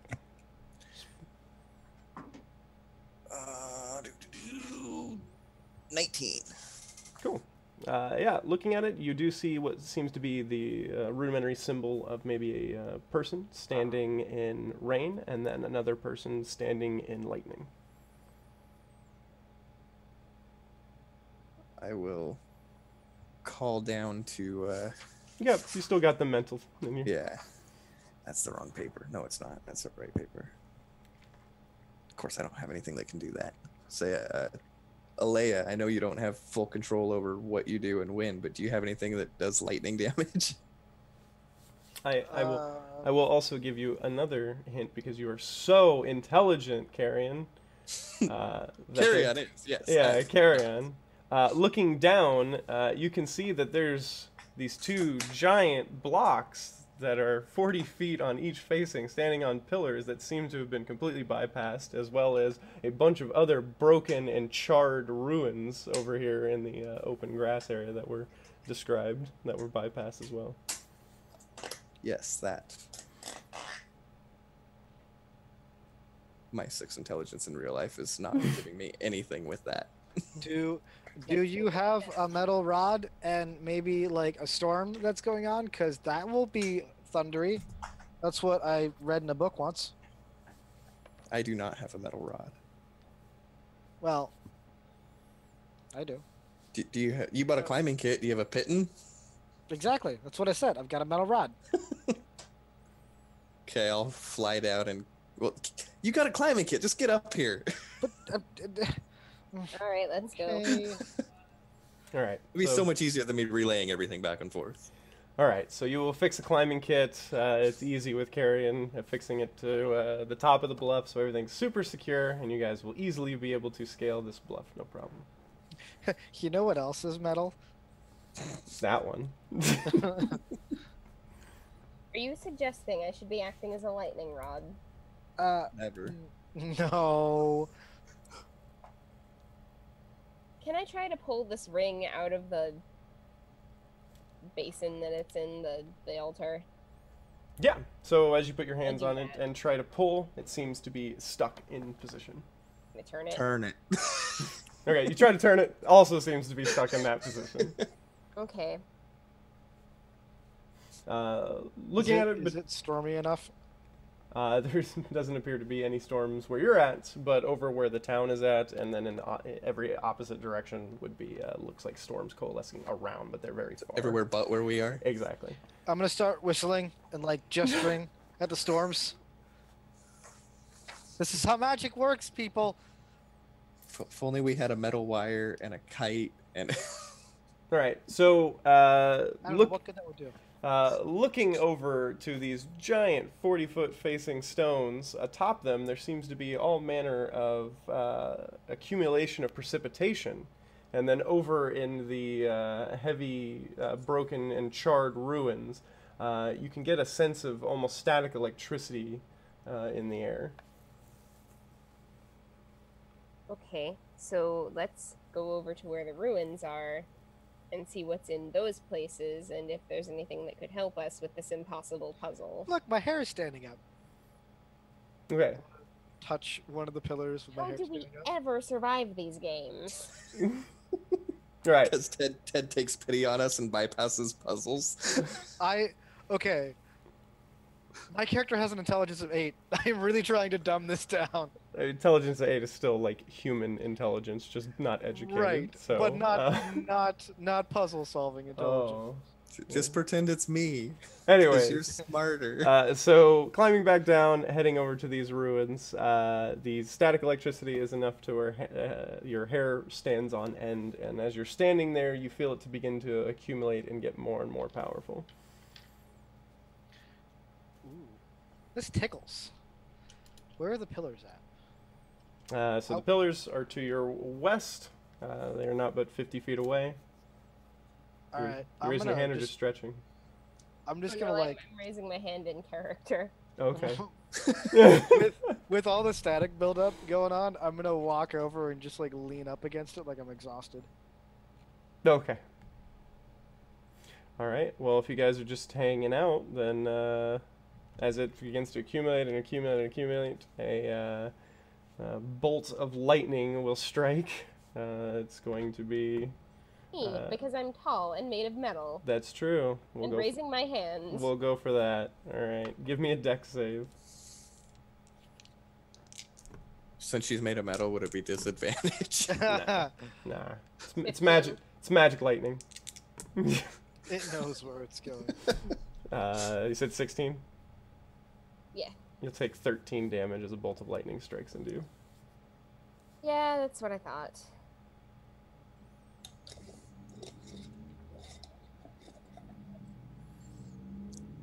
All right. I will say, if this is not enjoyable for you, you do not owe this town anything. You guys can just bail on this town. Job's a good one. They were rude to us. They were incredibly rude to us, and I don't feel like it's very true. Continue to bash my head against this rock. You do not have to. The other thing was like something about water, wasn't it? The other symbol. Correct. I don't like that either. I haven't urinated in a while. I'm just no. Do birds urinate? I don't even know. Out of their cloaca, yeah. Yep, Sure. That's how that works. I don't know. I'm not sciencey. It's really walk just back to the middle where it's safe. Okay. I really want to accident my way into one of these answers. I just, you know, these are not the people I owe fealty to. I'm not a good person. I'm just. One would argue not a person. No. We I'm just not haven't good. killed Sharkface yet. That's my only worry. We didn't come here for him in the first place, and we kind of walked into his house, and, you know... I mean, are you gonna let something like a dumb little riddle that we can't solve make us feel stupid and just leave it all behind? I mean, are you going to continue to attempt to do this favor for these people that have never done anything for you, and, like... They served me a bunch of food, and they would have served me a bunch of drinks if someone didn't keep taking them away. You paid for it. With this, Carrion, your extreme intellect deciphers that maybe the symbol of standing in lightning and standing in water involves two people standing in such an element simultaneously while somebody does something to the clockwork mechanism where the key holds. I'll stand in water. I climbed the building. Cool. You guys can take care of all of this nonsense. That's cool. You'll notice, Octavia, as you look at the mechanism, it does look like it can be moved and adjusted. So where the key is sitting in, it looks like it can be moved and adjusted. Did I turn the key? No, not the key itself, but the whole mechanism. As you try to push on it, it doesn't budge. But it does look like at some point it could possibly move. Good, let's move the altar then. I'll stand in the water. Okay, so you walk over to these large column with the blocks on top, and as you get closer to them, and you actually look at you see that water droplets are actually moving unnaturally up the stone. Does she relay that? That's you. Oh, okay. Because you were walking over to where the precipitation's happening. Okay. I say water's being weird. Do something. Okay. Would you like to maybe fly atop the stone where all the water's going? Yeah, that sounds good. Cool. Super smart. Like totally. You totally. Not like you'd have to spoon feed me. Maybe you should pick the halfling up and put her on top of the other pillar. No, no, I can do this. I can do this myself. Forward. I'm trying to scramble up the pillar. It is a sure pillar, so it is not climbable by bare hands. I've got my grappling hook and my climbing. I can do this. All right. I can do this. All right, that seems fine then. If you want to chuck me in athletics, you can go for it. I'd love to. I got a 5. Cool. So it just happens that the grappling hook doesn't affix well. You don't get your hurt or anything, but... Be like, Alea, you've still got that stupid rope partially around my ankle. Just grab onto it and I'll fly and Perfect. struggle to get you. Okay. All right. Oh gosh. Oh Okay. gosh. So Okay. I put her on top of the lightning and then fly back over to the water. Okay. So the ruins are just an open area where you keep her in the lightning, so no need to fly. She just stands there, and you fly on top. Once you get on top of this block, there is all manner of just floating droplets that are just floating in position. So as this happens, you feel the wind starting to kick up around the droplets, moving them as the pressure starts to get higher. For you, Alea, as you're standing in the lightning, or the static, you feel the pressure start to come. And for you, Octavia, you hear a click with inside the stone altar. Good. I move the altar and possibly take the key if I can figure out how to do that now. All right, so as these are coalescing, you see them down there. As it's about to get real bad for them, you start pushing on it. The altar starts to turn in place as you push against it, and you hear another click as the key is unlocked, and you're able to pull it out. Again, it's probably about 4 feet in length as this like staff-like metal rod is pulled out, and you now have a key in hand. As soon as I see her pull it out, if I can see, I'm diving off to get out of the way. Yeah. So as you like dive out of the way, a gale of wind pounds down, and you hear almost like a crunch as it pounds down into the stone that you were just standing on as you get out of the way. Oh yeah, you're just letting the static just come unto you. Yeah. I'm gonna sit there for as long as I can before the lightning hits, and then I'm gonna dive off the pillar. Okay. Again, you're the ruins that you're in where the lightning's at is just on the ground, so it's just kind of you rolling out of the way, I guess. But you can do that easy enough.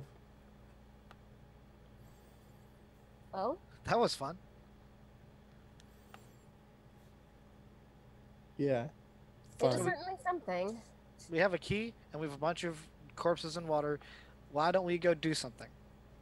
I mean, yeah, we could take the key down there and we could put it in the hole and we could solve this problem for these people, or I could just keep it and be a clockwork person fighting with a clockwork key. It's true. You could. Kingdom Or, Hearts. you know what? Here's the deal. You don't want to be here anymore. I get that. I still got to get Toothy McToothface. I get that. Why don't you give me that key? I'll solve this problem. Okay? I'll Yeah, go how about I with you, take this Alea. key and ram it up his shark butt? Let's go. That is what That's you, the spirit. you are I learning. have dropped all pretense of being ladylike at this point. I'm done. Let's just get in there. I am so proud of you. Okay, so I the was trying to fix you and you ended up fixing me. Can't fix what's not broken. okay.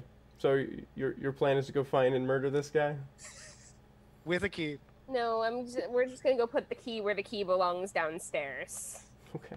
Where we assume the key belongs, we could be making things so much worse. Oh, you know what? If we are, then I'm leaving. Like this is the last step. I'm done after this. Like, we have done our civic duty and made a paltry attempt. Silver stars for everyone. Let's go. Okay. So yeah, you'll head back down there. It'll take about 30 minutes for you to head down that way. But you will get back into the waist-high chamber, the waist-high flooded chamber. Push through the tunnel there, get to the ladder, and climb up into that chamber. The wind is moving ever so subtly as you feel a greasy tang of magic in the air. Good. Should I put the just key one in of the us hole. go do it?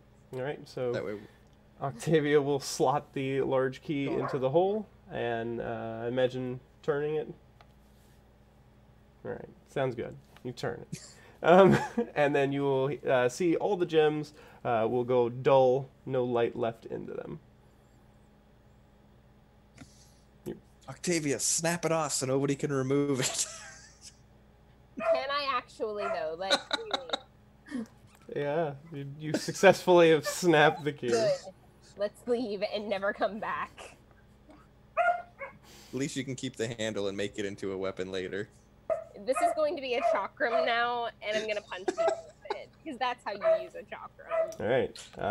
So you'll take another 30 minutes to climb back out of this area. Looking out there, you see all the storm clouds are dissipating from around the close area. There were still areas in this place we hadn't explored, right? Very many of them, yes. So once I'm gonna make a check. All right. Octavia probably will notice that I'm not right behind them any longer. You know what? You're not a child. You're not my problem anymore. So I will say, I think I'm going to read the room and say that maybe our adventure is over. Maybe not Alea's is over. But the rest of the party is bouncing. I would love to explain what happens to Alea. Yeah, what happens as you find that individual, and he has appropriately licked his wounds after the short rest that you took, and has his 2 stone friends among him. I killed one of them, unless he was able to bring forth another. Yeah, okay. He resummoned him. Feeling that she has done the right thing in both saving the town and helping Octavia see the way that she should behave as an individual, Yeah, you're right. free of all of the rules and restrictions of the world, Alea will attempt to fight Sharky McToothface in the best that she can. She will not survive. It is not possible by herself. But she will die feeling that she has done one thing right and finally had her revenge against the powerful foe who slaughtered her family when she was very young. That powerful foe being herself. When she was just a child, she died and was resurrected by a backwater priest and brought something back from the Shadowfell with her. That thing has cursed her entire life and always caused terrible things to happen to the people around her that she loves. And she could have just ended it all at any point, but instead she decided that she needed to do it in a way that caused some kind of good to balance out the terrible things that she's done. Like being a shark. Now I really want to find out she's gone and then go back and resurrect her and make her follow me around. Oh, that would be so cool. Well done. Visu will make you a wonderful bite-sized dessert for his beloved 3 wives when they do finally come to his nest. What terrible, terrible people. Well, I hope you all found something to enjoy. Hey, I enjoyed that I did not roll a single natural 1 tonight. I actually had a lot of fun with like the vast majority of that. Yeah. It's just like that was really, this was one of those that we really should have been looking at the map, and I think that would have made things much easier. Maybe. But at the very least, for everybody watching, thank you so much for joining in. And if you have any interest in seeing more of the dark foes and ongoings, as my camera shuts off, the dark foes and ongoings that go on within the RPG Create modules, there's a lot to love in here. If you like puzzles, if you like monsters, for every one of these modules you get brand new monsters that are totally statted out that you can use for anything, and then all kinds of cool puzzle ideas, magic items. Not a lot of those were displayed this time, but there is a lot of cool stuff. And so why don't you check out RPG Create next time you get a chance. For that, though, thank you very much for all of you playing and those that tuned in and all those that watch the recording later on. I'm so happy that you spent time with us, and we will see you next time.